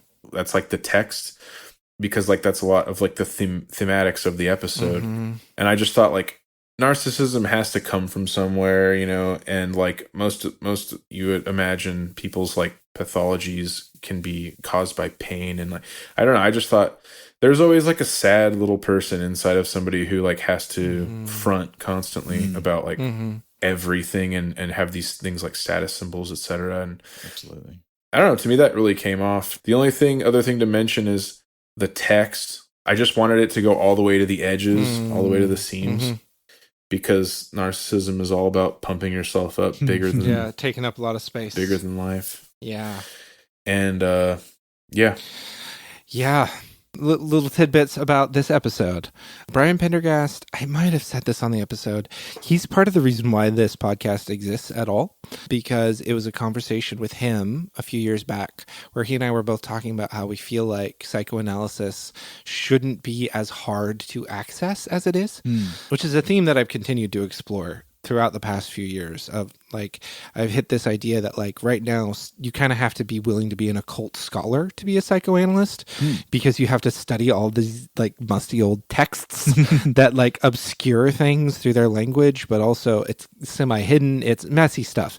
But at the end of the day, or as Rachel loves to say, all day long, psychoanalysis is just trying to explain what it's like to be a person and what's happening inside of people. And so it was in a conversation with him at Fremont Coffee where we were talking about this, where he and I together kind of floated the idea of like, what if there was a podcast? What if there was something out there that was regularly coming out that was just trying to like take this stuff and just explain it so people can use it, because it's not that complex. And then shortly after that, my boss at the group practice said, what if we had a podcast to advertise our clinic? And I said, I already have a theme for a podcast ready to go. So I interviewed him on that show. And then I had to interview him when I started this one too, because like it was in that conversation that the ideas of this show really got started. And we recorded it at his office space that by now he's moved out of. He was there for like 9 years. And during that time, I, for about 3 years, saw my therapist in that building. And then I fired him because we had a falling out. But it's fine. He's a good guy. But so that was weird to me going back there and being like, oh man, I remember this. Because my first interaction with Brian Pendergast as person to person was a time when my therapist forgot that he was meeting me at 8 a.m. that day. And so I was standing outside the locked door, and Brian came into work and was like, hey man, you waiting for someone? And I was like, yeah. He was like, I'll let you in. And I don't know if that I've actually ever told Brian about that. Like, we definitely had an interaction like years before we actually became colleagues. So yeah, that's amazing. My fun story about that. All right, let's talk about the limitations of empathy image, which how are we going to describe this? That's the most abstract one we've done so far. Absolutely. I'm going to take a stab at it. Go for it. So here we've got the limitations of empathy image, listener, which in the center is what looks like a shard of something with the texture of like clay, almost like modeled clay or like petrified wood, maybe. And then out from that are these sort of reflective abstract shapes. And on one hand side, you've got these like solid blocks of color that are kind of overlapping in these sort of looping kind of rounded shapes. And then above that is like a orange and blue kind of together. There's another rounded shape that has someone's eyes sort of semi-transparent in it. There's one that looks like that's got like a green fading into purple, fading into black. And it's all sort of over this like out of focus orange kind of backdrop. Oh, and then directly below the shard are some more eyes. So that's fun. There's eyes all over this place. Yeah, this one's real abstract. Dan, talk about this image. Okay, so this is I gotta say my favorite one that I did. Really? By like, and I don't mean to say anything bad about the other ones. It's more just this one to me is like the one that like I just love this one. Yeah. One of the best parts about doing these analog with just a X-Acto knife and construction paper and some magazines or whatever is just you get to have like a finished piece, and like so this is like hanging in my living room. Yeah. Actually, all of them are hanging in my living room. Awesome. But, Dan, take a picture and I will post it. Take a picture of them all hanging. Yeah. I put them up like in like a sort of symmetrical look, like hanging over my my record player. Awesome. And Mary hated it when I first did it because it looks like a giant crucifix. So she's like, anybody passing by that looks through our window is going to think we're religious or whatever. I thought it was kind of cool. But anyway, so yeah, this one to me is like, if I could do this again on purpose, I would. You know, that's the kind of thing. This is to me was like the one where I was like, I just want to make more things that look like this. And I guess the approach that I took with this one that was different was that I was thinking just more in terms of shapes as opposed to like content. Mm-hmm.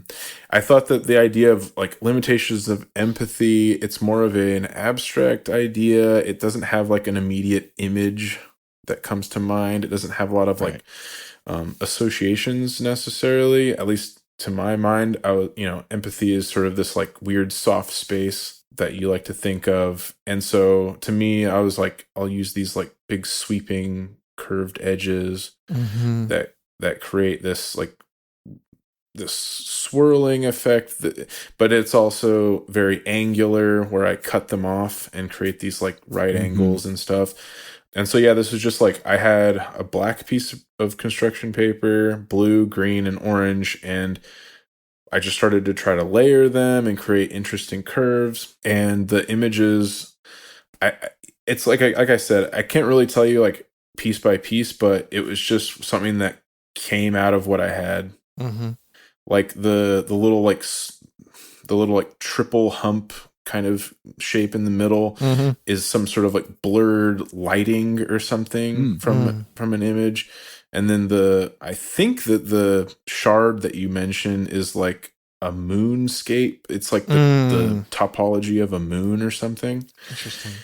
And then the green purple fading thing is like some sort of aurora borealis kind of thing. Oh, gotcha. It looks like a hummingbird wing to me. Yeah. It looks like, and then like the stone texture looks like a cow skull, or like it. Yeah. It evokes that. It evokes like bone. a bone or a skull of some kind. Yeah. It's really cool. Well, and like I like how those elements are brought out to the forefront by the fact that everything else is pretty non-textural. Like everything else is mostly like a solid color or a gradient, and then like there's these two like very, very textural items like right in the forefront. I think it's really effective. Yeah, I love this image.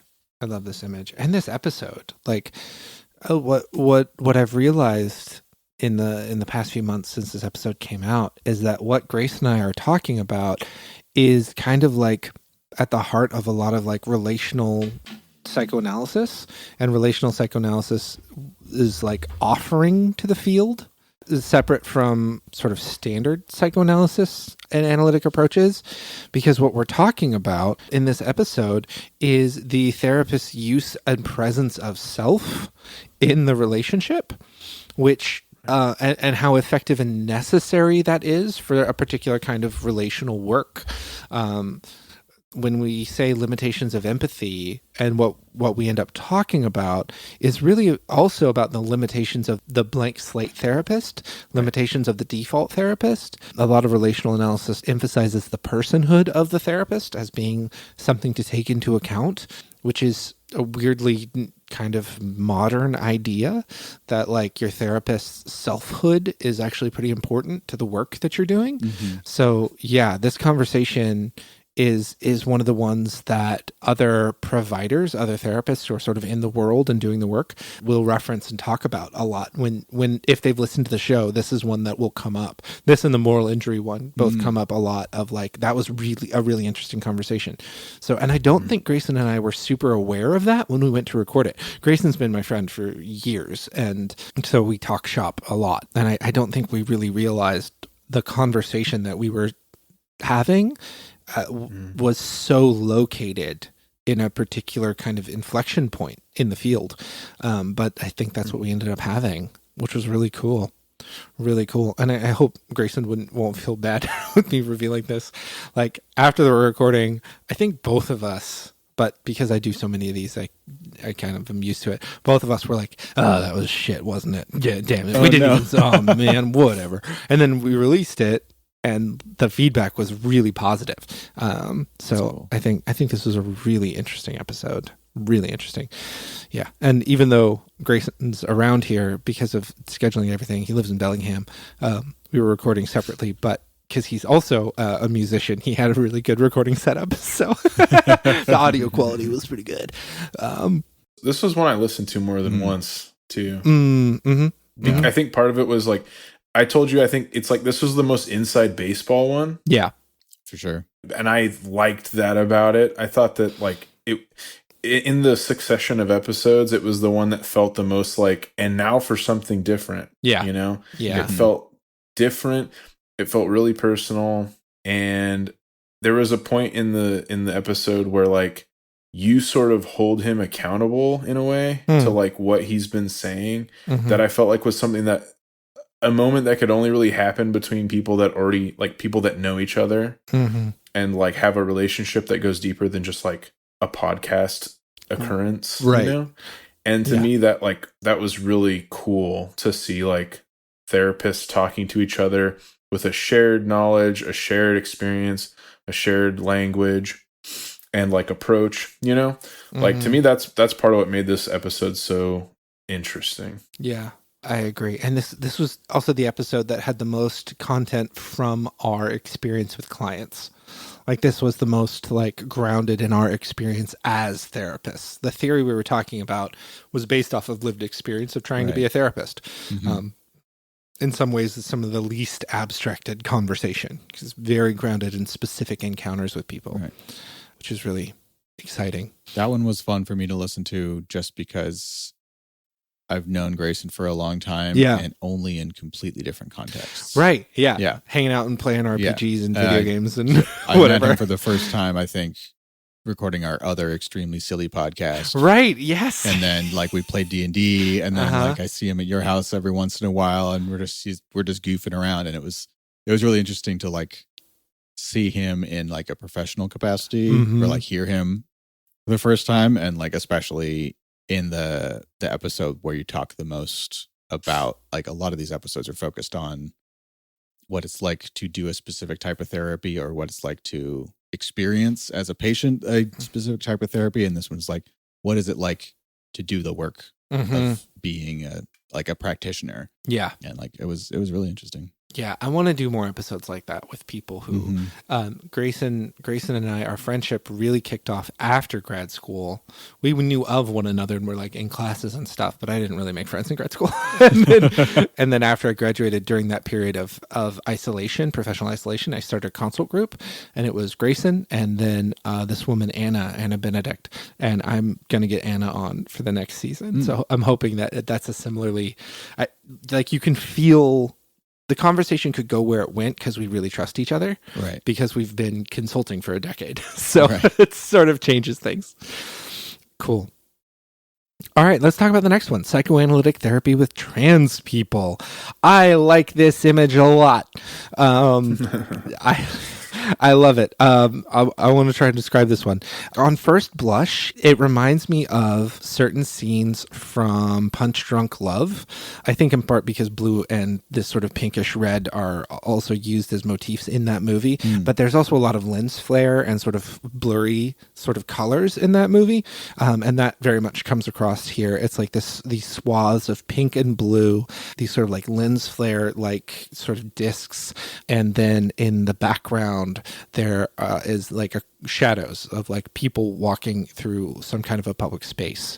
And there's something that it feels like a city at like 10 p.m. during Pride Week or something. It's sort of the vibe that you get from it, that I get from it. Dan, talk about this image. It's very textural. Okay. Yes. So the process for this one, I'm trying to remember what I think I had a few ideas that came before this one, and this one was just me trying something different. And there was a change in title. Yes. What was the original title? I don't remember. It was depth therapy. Depth therapy. Yeah. And so I was trying to think of like, how do you convey depth? And so when I found this image, I liked that it was like pedestrians. I liked that it was like sort of like the every person. It was just people milling or whatever. And the fact that it had this like very strong, like receding sort of focal point, like with this corridor. So like once I found that, I was like, oh, this is like really good. This like conveys a lot. This is like my revealing of my process. So some of these I did analog with X-Acto knife and magazine. Some of them I did digitally on my Surface Pro. That is way out of date. And then the other ones I just did on my phone. I just made them on my phone. Wow. So I just have this like little program called Photo Director. I don't pay for the pro version or anything.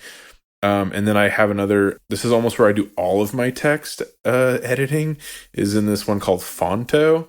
These are all just apps you can download for your phone.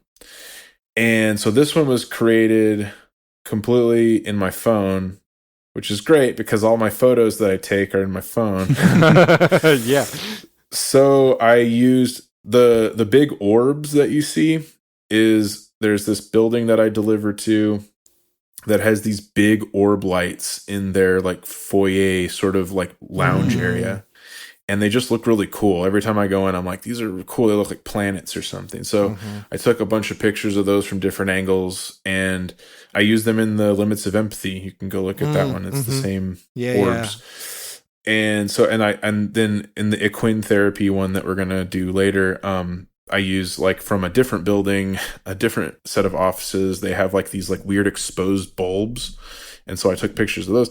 Anyways, the point is I used that and then another image on my phone, which was a blurry image taken at night of these two like towers that rise above like the knitting factory in Spokane. Which you can sort of see like scrawling underneath the text that says trans people. Yeah. And so I used that as just like an overlay, and because it was like at night and it was like low light, and I probably like moved my hand or whatever, it had this like blurriness to it. And I've used that image in like multiple different things over the years, just because I don't know, it just has this cool streaking effect, and it seemed to work here.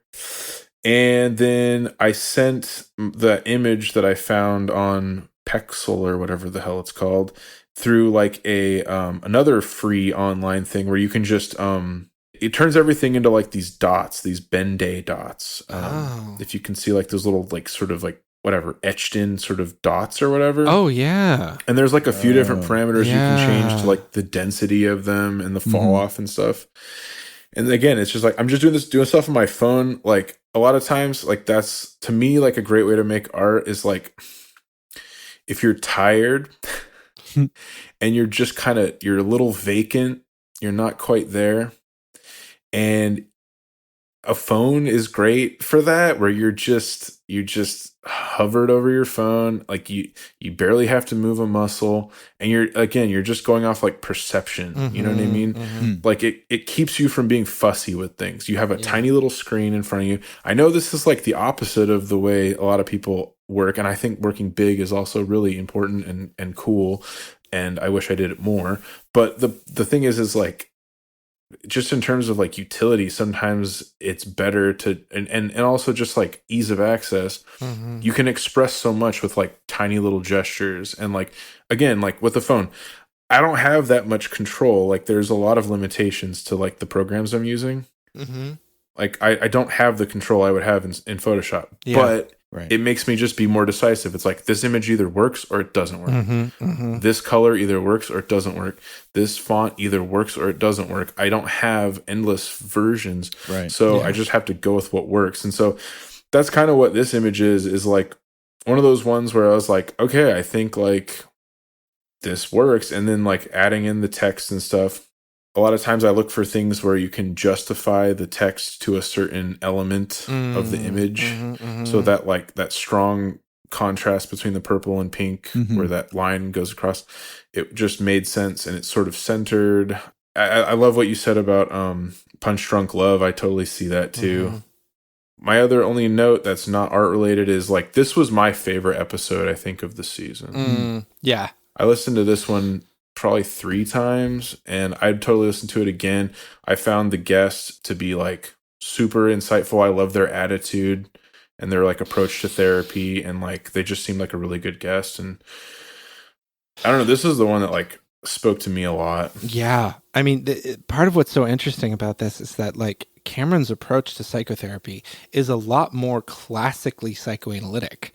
Like a lot of the stuff that Grace and I are talking about in Limitations of Empathy, Cameron would not practice that way. Cameron's a lot more like Lacanian, Laplanchian, sort of that French neo-Freudian kind of tradition, which is really interesting stuff that I don't know as much about, frankly. But it was so interesting having that conversation and then releasing it right after this episode that had been all about like personhood and specificity and the subjectivity of the therapist to go into this, where it's like... And part of the reason why I was so glad to interview Cameron is that like they are in many ways very squarely in psychoanalytic tradition, but also being trans and working with trans people in an open and thoughtful way is kind of revolutionary in psychoanalysis. While also like they clearly show through their practice that like you can do this work with this population. It's not that trans identities are not counter psychoanalytic. You can approach transness with a psychoanalytic like mind and curiosity. Right. Also, they're just really, really smart. And a really good communicator and educator. Like in a more just world, Cameron would absolutely be teaching like full time somewhere or other. And I felt really lucky to have them on the show. I felt like that was a recording that just kept going. Like I was like, maybe we'll get an hour. And then at an hour and a half, I was like, we're not even, like, we still have so much time left. So it ended up being a long one. But man, I've been wanting to do this episode for a long time. And it was important to me to get a very open trans person on the episode, sure, to get their voice and their perspective in. So even though it took going across the Atlantic to find someone, I found Cameron in large part because they used to live in Seattle, so we have colleagues in common. And that was, I adored that conversation. That was so much fun. So much fun. It was very fun to listen to. Yeah. Oh boy, fun one. The next one, Body Justice and Fat Liberation with Hannah Knapp. Listener, this image is of a larger bodied woman sitting in some kind of a resting yoga pose, sort of meditation pose. You can see sort of the bottom of her chin down to like the top of her knee. And she sort of head is turned so you can see her in profile, her face a little bit. And then just like what looks like maybe the ocean behind her with like a ray of a sort of bar of light in the middle. And this one is the one that the original concept had to be scrapped. Do you want to talk about it, Dan?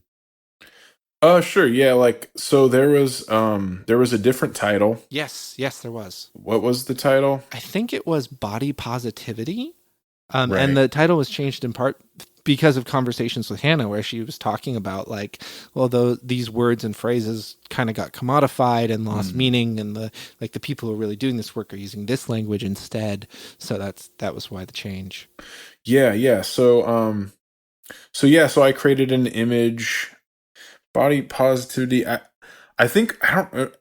know the image you're talking about that I originally presented. It used Roman statuary sort of was an element, and that kind of chiseled body ideal form kind of imagery. Yeah, it was honestly very similar to this in the sense that it was the upper third or whatever of someone's shoulder region, but it was this statue, and to me it was it was referencing the concept of an ideal body, because all those statues are literally chiseled from stone. It's sort of a cliche, this peak form, if you will. Right. And I thought it was just an interesting thing to juxtapose. I had a bunch of other ones. I had this one, you probably remember, Tyson, which was torso. What's the bodice? I don't know what the hell it's called. The thing that you make a garment on. Yeah. You know what I'm talking about? Or it was something. It was some sort of mannequin sort of type thing, right? But it was an hourglass form, and to me, again, it was just playing with the concept of these symbols being considered ideal human forms or something like that. And yeah, so then when the title changed and sort of got feedback, because I actually felt safe asking for feedback on these, which a lot of times I wouldn't. Yeah. Because I just don't trust the opinion of the client, if you will. So anyways, but this one I was I want to know. I just want to know what this makes you feel, because I want to represent what the conversation felt like. I want to represent what the guest was looking for, and I want to know where it lands for them too, because I want it to be a reflection kind of all that. And so this was a reaction to that, where it wasn't that they hated it or anything, as far as I know. It was more just it didn't seem to fit. So I kind of went back to the drawing board, and this was one of the ones that I sweated out and was I wasn't sure if I was going in the right direction, or if it was working. But yeah, so again, I just found some images of photos taken by people on that site I mentioned, and to me, again, working within a square, God's gift to art is just cropping things. Yeah. Just crop it where it works. So that's what this was. I just was well, there's a really beautiful curve happening here. It really conveys, like you're saying, a heavier, I don't know, larger person's body, without objectifying it or making it, I don't know, resorting to cliches and things like that. Yeah. Right. like as a person who like came out of animation, like I'm intimately aware of like the ways that animation like either does or doesn't kind of emphasize or caricaturize bodies and sort of like form and stuff like that. And so it's like one of those like really hard to walk lines where you're not quite sure sometimes what you're emphasizing. If you're emphasizing something, are you propagating a bad stereotype by doing it? Yeah. You don't know. And part of it is fun. Like you like to caricature things. It's a fun thing to do. But then you go, is this the right choice? It's a whole thing. And I know like it's probably like way more in depth than I even care to think about most of the time. So yeah, so this image was kind of hard in that way where I just wanted to represent the content correctly.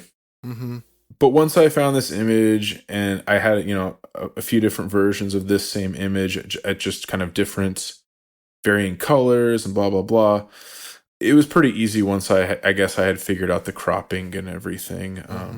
Yeah, that's really all I have to say about it. Yeah.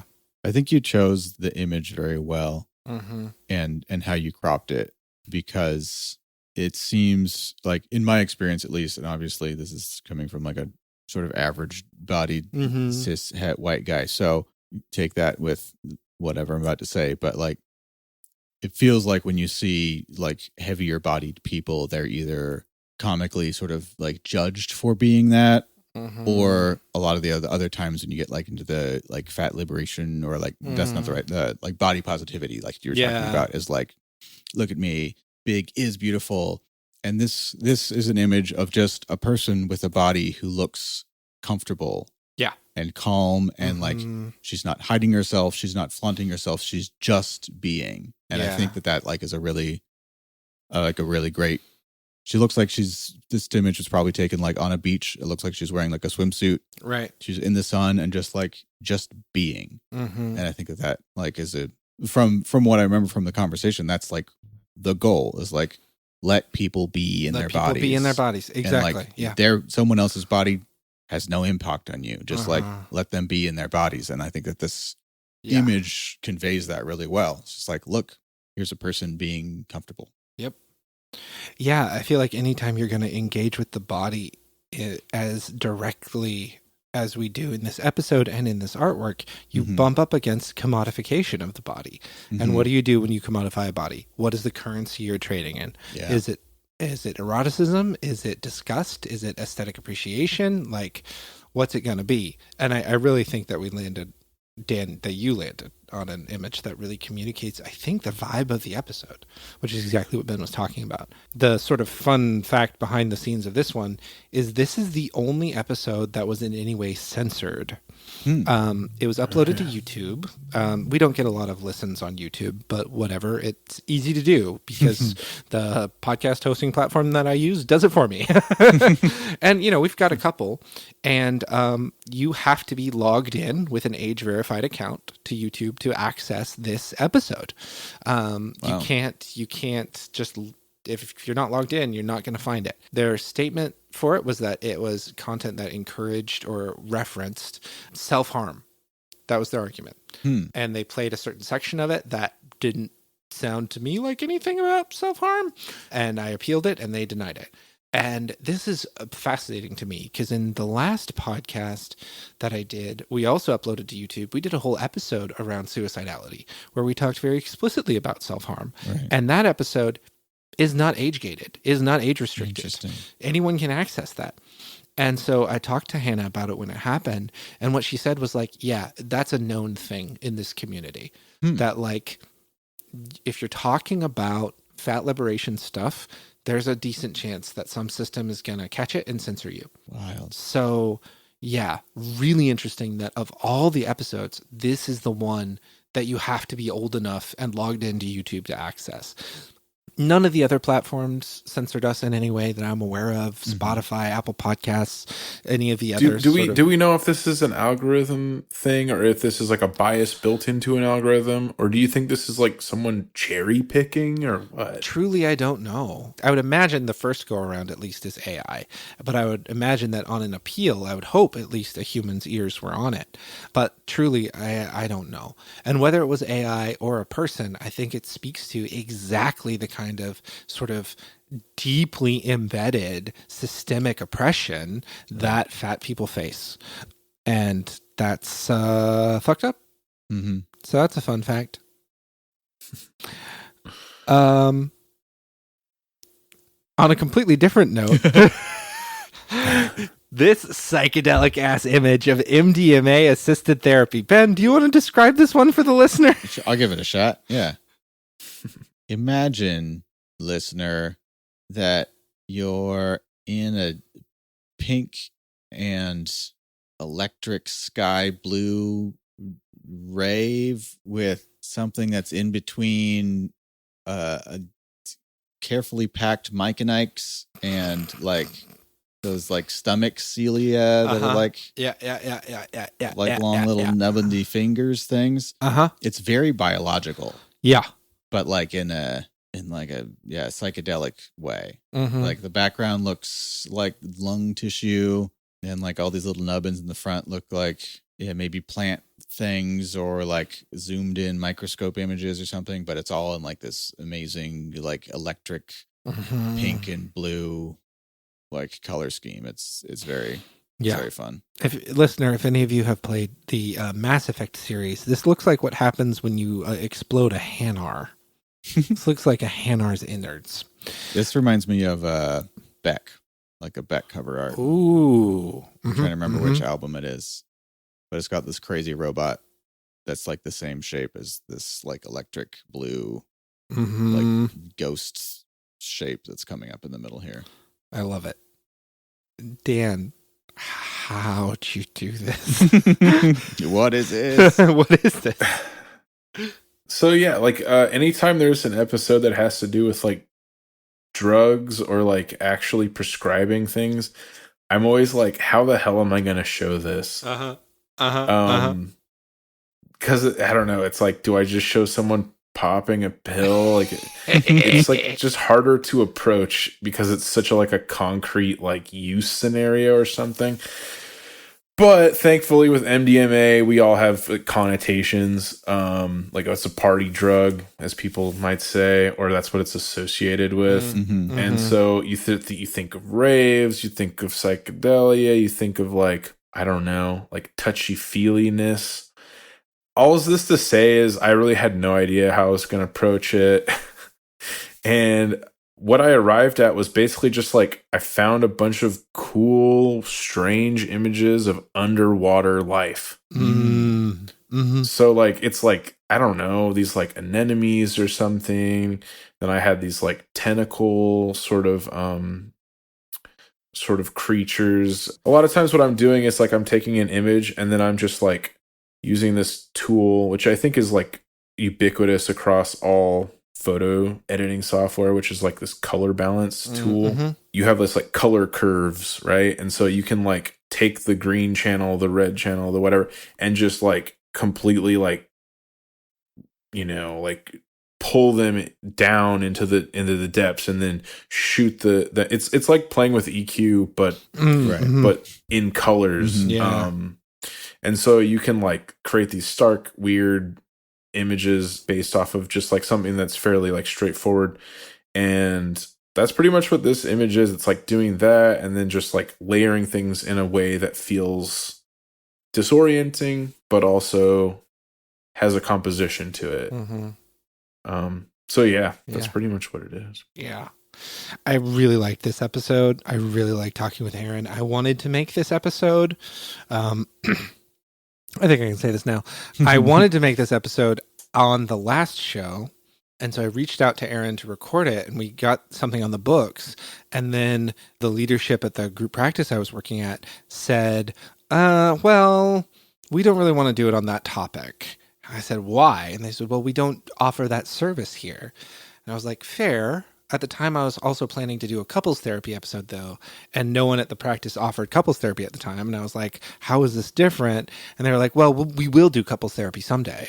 I was like, okay. So I had to like reach out to Erin and be like, do you want to talk about something else on the show? And she was very gracious and was like, yes, absolutely. I'll come on. And then I ended up leaving that practice before we got to record. And so when I started up this podcast, I was like, now we're finally going to do it. We're going to do the episode. So this has been a long time coming. And since recording this, Erin has stepped away from psychotherapy, and now she does like a lot of coaching and supervision, and she does a lot of education around like psychedelics and psychedelic integration work. And like, I know she uses this episode to like advertise her talks and to get people up to speed on things. So I'll be very curious to see how things evolve because of the like weird legality stuff around a lot of psychedelics. Right. There's kind of some things you can say and some things you can't, but I'm interested to have conversations about other psychedelics, right? Because we talked specifically about a model of MDMA assisted therapy for PTSD, but there's also like people who like integrate, psilocybin experiences into treatment. And like, I would love to pick Erin's mind about some of that stuff. Because I think, I don't know, like part of what I love about talking to her is that she like clearly values and really honors the power of these medicines, but she's not kind of lost in the sauce about it. Like she's not an extremist about it. She's not really even an evangelist. She speaks to what she thinks is valuable, but she's got a really level approach to it, which I think is really important whenever you're talking about something as polarizing as psychedelic experiences.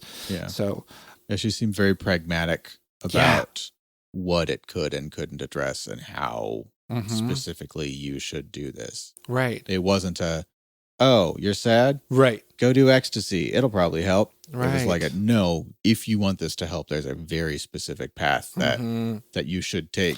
Yeah. Otherwise, it's a risky thing to do. She's like the opposite of that friend of yours who started microdosing and tries for like 6 months to get you to also microdose. If you've ever had a friend like that, she's the opposite of that, which is great. Okay. Oh my goodness. Okay. Let's talk about psychoanalytic equine therapy.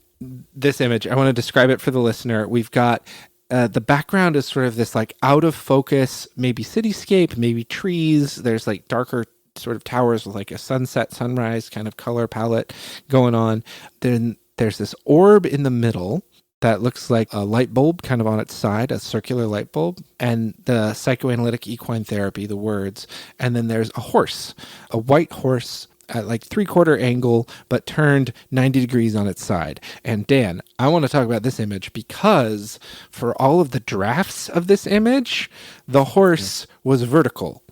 So I want to hear you talk generally about it, and then I want to hear about your decision to turn the horse horizontal. Yeah, gosh, I wish I had the other images pulled up, but that's true. This was one that had like a lot of drafts. Mainly, I found like about 3 like really cool horse pictures. Like horses are probably one of the most like majestic looking things you can find. They're incredibly hard to draw, which says something about like their compounded majesty. Yes. And so when you do, it's like they're just arresting to look at. I don't know, man. This episode was so cool. I really enjoyed it. I remember telling you, like, this was like the episode I was the most skeptical of when I first heard the concept. And like probably within like the first 5 or 6 minutes, I was like, this is like maybe too far. Like you've gone too far. I was like, they've gentrified petting a horse. That's what that's the meme that came to mind. But like through the episode, I like found myself going, wow, that's like so brilliant. And it like reminds you like we're so detached like from our like bodies or something like that in our modernism, and like thinking about mammalian creatures as like these like electromagnetic little orbs, that like bounce in and around each other. I've recently like found myself adopting 2 cats. And I found myself adopting 2 cats. That's a phrase. I love it. And the degree to which they've like enhanced my mental health is probably immeasurable. Mm-hmm. Like I love these things like so much. Yeah. And it's weird how irrational that is and how almost like antithetical to the way I thought before then. Mm-hmm. And so again, that's just going to say like I felt like I really was blown away by like what was going on in your guys' conversation. To the image itself, like I think that this was the light bulb thing that I was telling you about. Like I took a bunch of pictures of these cool light bulbs that I found in an office, and I took like a bunch of blurry images of them. I took like some like, you know, well composed images of them. I just wanted to have a bunch of them because they were so interesting. And the background image is just like a picture of like industrial sprawl in Spokane, and it was already blurred out. Like that's the thing. Like I feel like sometimes if I accidentally take a picture, I'll get a better picture than if I take one on purpose. And like that's what this is. Like it's just like I didn't have the settings right, and it just worked better than like having a good picture. And again, it was just layering it all together. And like, yeah, this image of this horse, like you said, I mean, obviously you think of it vertically, and that's how the image originally is. But there's something to me like more interesting and like draws you in, and it's something recognizable and arresting. Like I said, just like the horse, the way that it is sort of classically. You know, you're thinking of it in completely different terms than you normally would, and I think that's why I thought, oh, like let's tilt it to the side. Yeah. And you had the final say too. I remember being like, do you like this one or do you like this one? And you were like, I like this one. So yeah. No, I went with that one. I think that the recording this episode was such a trip. Just going out to the paddock and being there and having the experience with Molly first, and then like getting into it and talking about it. Editing it I was so sad to edit it because there was so much bird noise when we were recording that I was like, I'm loving this bird noise. I'm keeping it all in. But these microphones are such that you could barely hear us over the birds. So I still had to reduce the bird. So yeah, when you listen to it now, you'll hear a lot of bird noise in the background. Listener, that is like maybe a quarter of all of the bird sounds that were on there. And it really got me thinking a lot about like how much society has changed post-industrialization.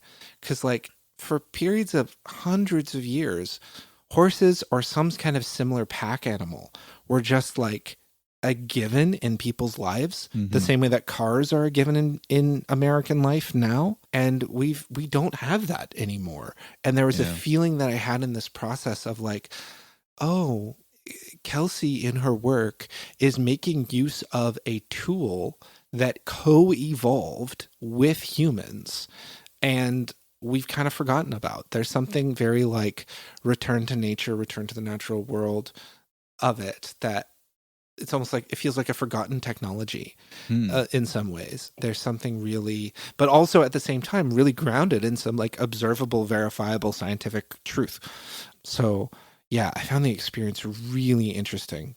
Really interesting. Dan, can I quote word for word the text that you sent me after listening to this episode?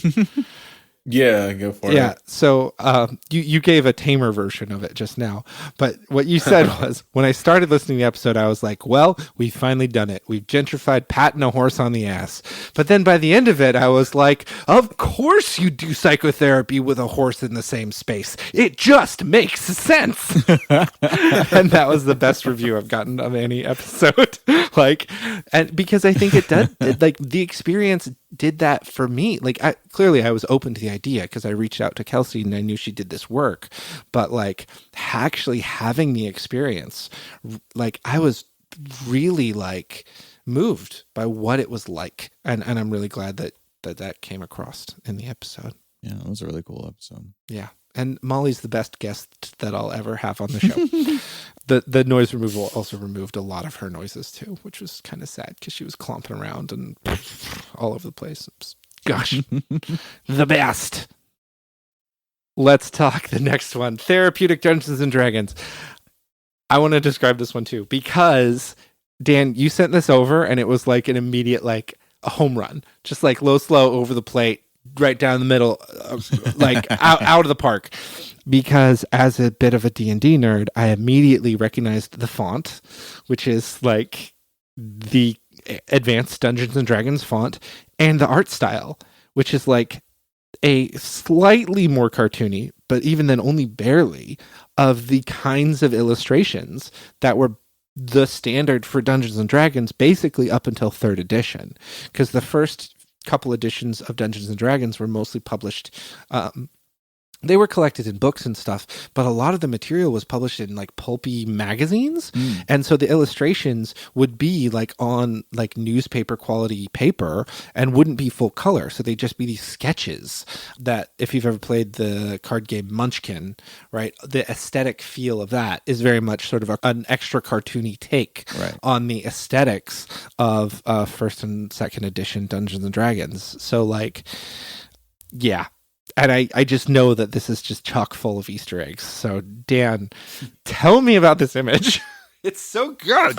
Yeah, this was the one where I was like, in the past, I've only done a few campaigns in like Dungeons and Dragons. And I think it was like the Dungeons and Dragons light version. Mm-hmm. But when we had our little campaign going and everything, I took it upon myself to like create like cool like character designs for everybody. And so that, and that plus like I've worked on games and things like that take place in like very classical fantasy type realms and worlds and stuff. I was like, I'm gonna reach into my bag of tricks and like just go full, like, let's just create a whole party, right, of characters. I mean, that's like the fun of Dungeons and Dragons, is like there's infinite possibilities. You can do anything you want. You can play any role you want. So I was trying to just give like as much variety as I could, like you're saying, with like Easter eggs and whatnot. Like I don't know. I wanted like every little element to like tell a story. Yeah. So, and I think mainly it was just like, what types of people do you have in your party? You have like a ranger, you have like a rogue, you have a warrior, you have a wizard, you have what is that called? Like a druid, druid style. Yeah. And then like I just threw in the cat because I have cats now. And I'm obsessed with cats. Cats are the best. And a wizard's familiar is often a cat. True. So. Oh, good. Yeah. Very nice. And no bard to be seen, which is kind of a shame. The bard's busy, getting busy. Hey. Yeah, he's behind the barrel, probably. Yeah. And then, like, to me, like I love the little, like, I would think of them as a rogue, but also they're like a halfling. Yeah, down in the front, in the center there. Like, I think that was like the first character that I drew that I was like, oh, this is gonna be like a sick image. They kind of tie the room together with their dead eyes. They tie the room together. Yes, they do. And their little ridiculous dagger and giant fists. Yes. It's very silly. The hardest part, so I had this all drawn out in pencil, and then I was going to put it on my light table and then ink it. Hardest part was the ranger with the bow. I like screwed up her arm proportions, and I had to like kind of like stretch her arms out, which actually ended up working in my favor because it makes her look like she's like extra buff and athletic. So there's that. And then drawing the cobra, that was honestly there pretty much as like a compositional element to just balance it. But if you've ever drawn a cobra, like figuring out how to draw like a coil is like hard. So I messed that up like a dozen times and then somehow nailed it at the end. And I was like, that looks sick. Like, it's a dope cobra. I love this one.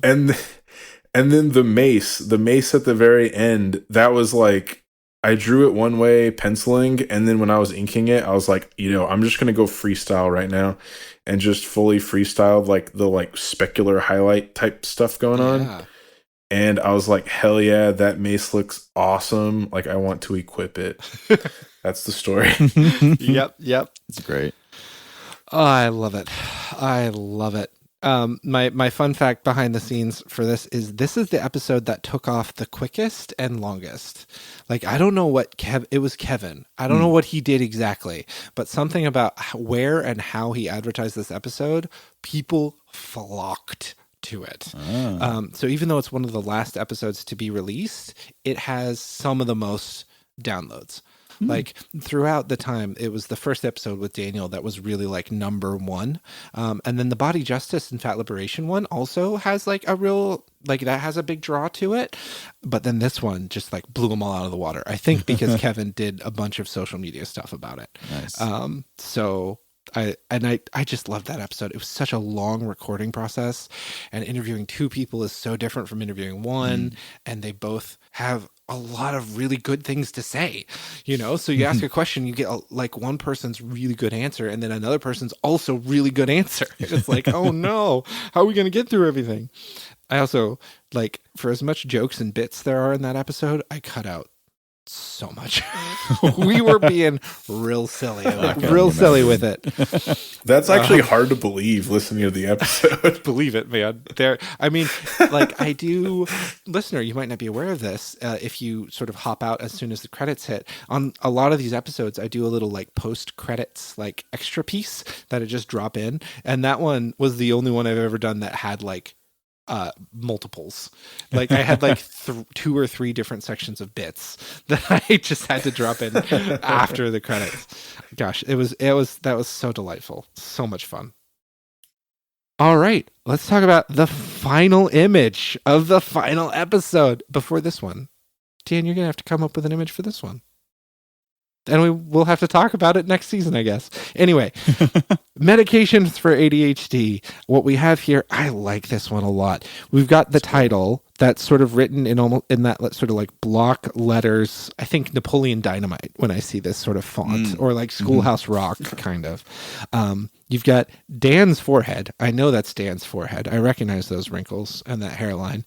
And then coming from it is almost like this phoenix shaped kind of like streams of orange light. Dan's forehead is in grayscale.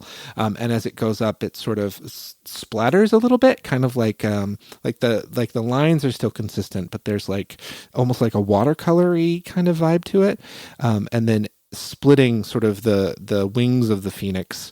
I'm calling it a phoenix. It's really just a wedge that has a vaguely bird-like shape. Is an image of a pill that looks like it's been dropped into water. Yeah. So Dan, tell us about this image. It's really cool. I think this one also had like a lot of false starts. Again, it's like something about having to do something that has to do with drugs. I end up being just way too tied down to like associations. Sure. Yeah. And not knowing how to approach it. And so this one, you know, and it's funny, I've used this image of my forehead before on like fake album covers. And I just was taking pictures of myself in the mirror and then cropping them in ways that looked interesting, because at the time, if I remember right, it's like my hair just was so frizzy in a way that like I thought looked interesting. Yeah. So I just took some pictures of it, and like it still looks interesting to me after several years. And so I was like, you know what? Like, we're talking about mental health, we're talking about drugs, we're talking about how your brain is affected, this will be perfect. I just like, I'm latching onto this. And then from there, you would be amazed how much of this image was created in my phone, because I was amazed at how much I could actually create in my phone. I guess out of laziness or something. Because like even the like little pill dropping in, like I found that like in an image, and it was like just the right resolution where it didn't look out of place. The like wispy lines and stuff that are in the background, originally it was meant to sort of convey that I was underwater. So that's like why I went with the like I think I literally Googled like pill dropping into water. I'm like, there's got to be something. There was like 2 usable images probably, and this was one of them. Gosh, you know, sometimes I don't like showing people behind the curtain, but that was kind of like the basis, was just the grayscale, like watery image. And then I was amazed that I was able to find this pill thing. And then I was like, it needs a contrasting element, right? So that's when I went into my digital painting software of choice and like painted this like crazy Phoenix thing you're talking about. Yeah. And that's just like, so I had an image that I had already created out of a bunch of other like photo bashed and like messed up and mirrored images and stuff that maybe some of that will show up in a further episode. But anyways, I was using like sort of a retroized version of that, and I was using like a mask, which is another way to say you have two images laid on top of each other digitally, and then you use a layer that's basically just like cutting opacity between the two images. So you're basically just making one image show up over the top of another one by painting in black and white. So that's kind of what I was doing, and I was just creating these like weird shapes. And I thought, you got this like grayed out, slightly blue, dead sort of image of this forehead, and then this like deep red, orange, like strange explosion happening. Mm-hmm. Yeah. Anyways, and I mean, it's, medications for ADHD. The whole text part was done again on my phone. Mm-hmm. And just trying to create like a sense of like chaos and movement. Mm-hmm, mm-hmm. It was fun to make, and I was surprised at how well I liked it when I finished it, because it was one of the harder ones to make. Believe it. I mean, cool. You pulled it off. I also like that that Matthias and his like title and stuff, the where it's located almost feels like when old film cameras used to imprint the date and time that a picture was taken on them. Like, that's kind of what it looks like to me. I don't know if that was intentional or not, but I kind of like it. I can see that. The contrast of it. Fun fact behind this episode. One of the first episodes that we recorded, and it was the last one to be released. It was almost a full year from recording to release, because I had Mattia on the other show, and I really liked talking to him, and like the dude knows his stuff and is really passionate about it and can talk for hours about this stuff in a really and I think a really engaging way. And eagle-eared listeners, rabbit-eared, I don't know. Listeners who listen good will notice that this was the only episode where I did not use the All Theories autobiography idea. I didn't talk to him about that.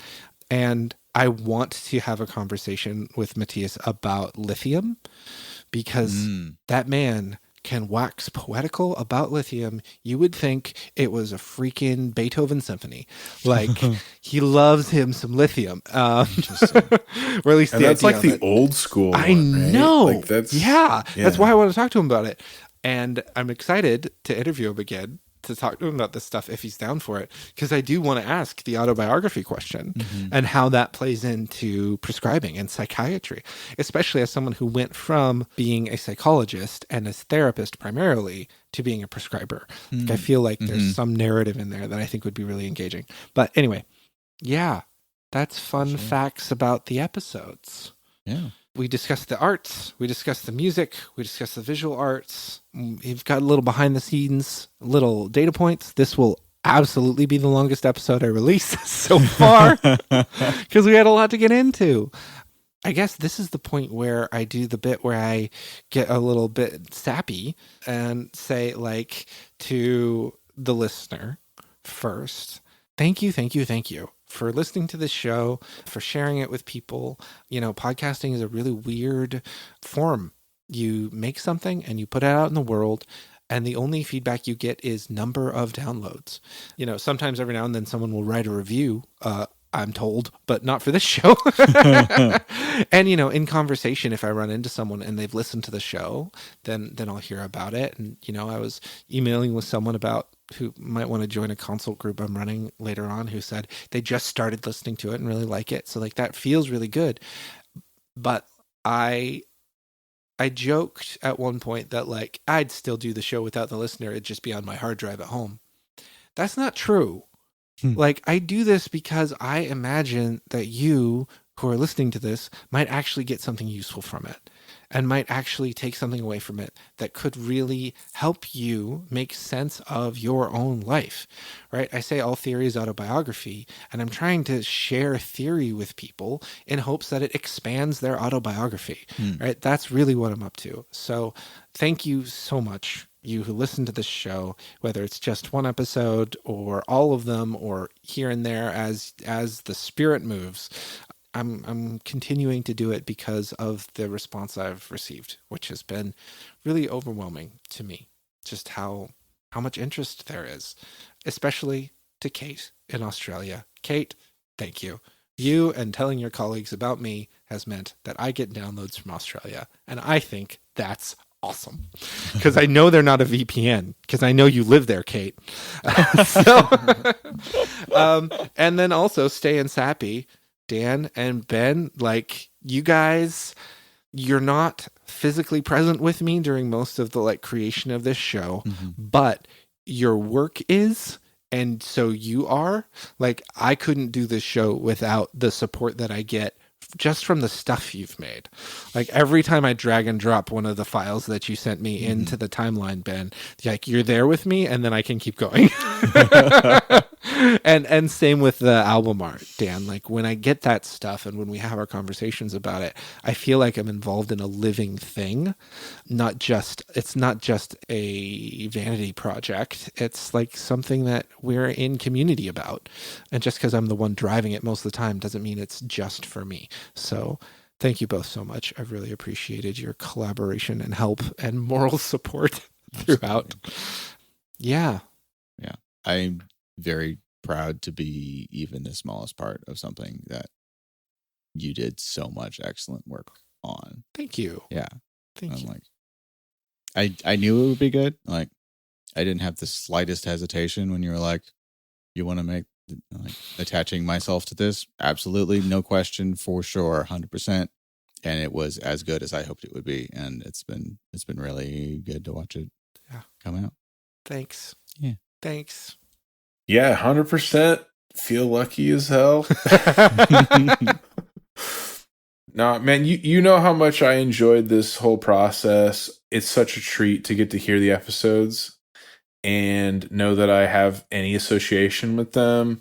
Like I get so much out of these episodes, you know, out of your work with these. And I even called you like right after finishing the last piece of art. Yeah. Basically just being like, hey, this was super fun. I hope this isn't the end. Yeah. I feel like wistful. I literally just called you because I was like, I have like a spare like 8 minutes, and I was like, I just feel so fucking wistful. Like I'm done. Like this is like my fun little like thing I get to do, like, you know, every other week or whatever. Except for when it's like scary and I have like a few hours and I'm crunch time. Right. Which usually happens because I finished the edit like 3 days before it's supposed to come out. No, but honestly, that only happened a few times. True. And like every other time it was like super fun and I just enjoyed the whole process. So, yeah. Oh, I love you guys. It's mutual. So, listener, speaking of, yes, season 2 is in the works. As of this week that we're recording this podcast, I have been in communication with some folks about starting season 2. As a preview, I'm talking to people to do episodes on pastoral psychotherapy, on couples therapy from a relational psychodynamic lens, an episode on the use of fiction in a psychotherapy process. I'm reaching out to folks to talk about climate psychology, immigration, adoptee mental health, all topics that I'm interested in and think are really exciting. I'm hoping to get someone to talk about Melanie Klein. So that'll be fun for me. So listener, we're going to keep doing this, and thanks for coming along the ride, and we'll see how far this train goes. Thanks, everybody. Woo!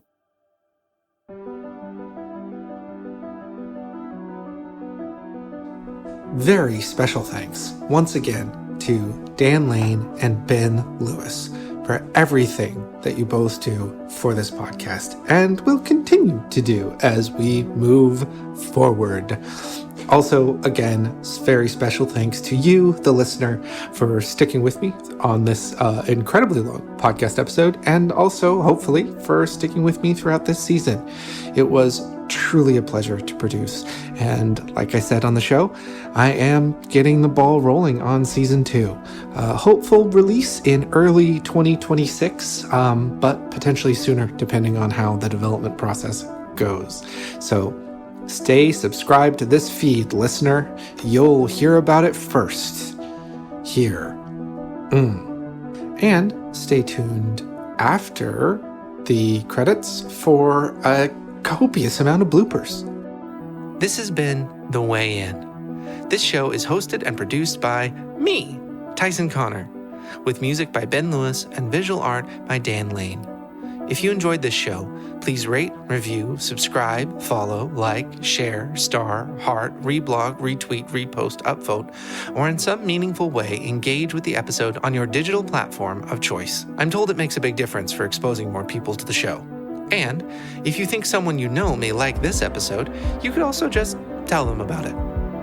You can follow the show on social media, where we are at The Way In Pod. There you can give me feedback, tell me a joke, and see high-resolution versions of the individual episode art, which I highly recommend. I think Dan did a great job. Thank you for joining us. Until next time. Sorry, Dan, we were waving at Allison. She's just over there. She can't hear you. She's chopping stuff.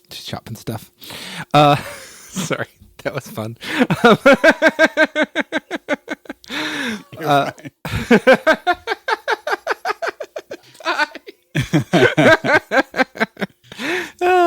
We'll cut that one out.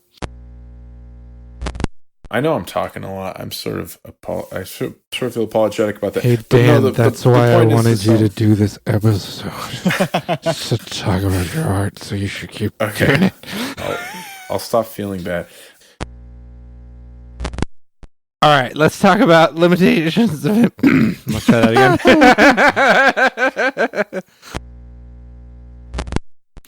again. Real quickly, meta conversation. You said we should stop around 9, and we're at 9 now.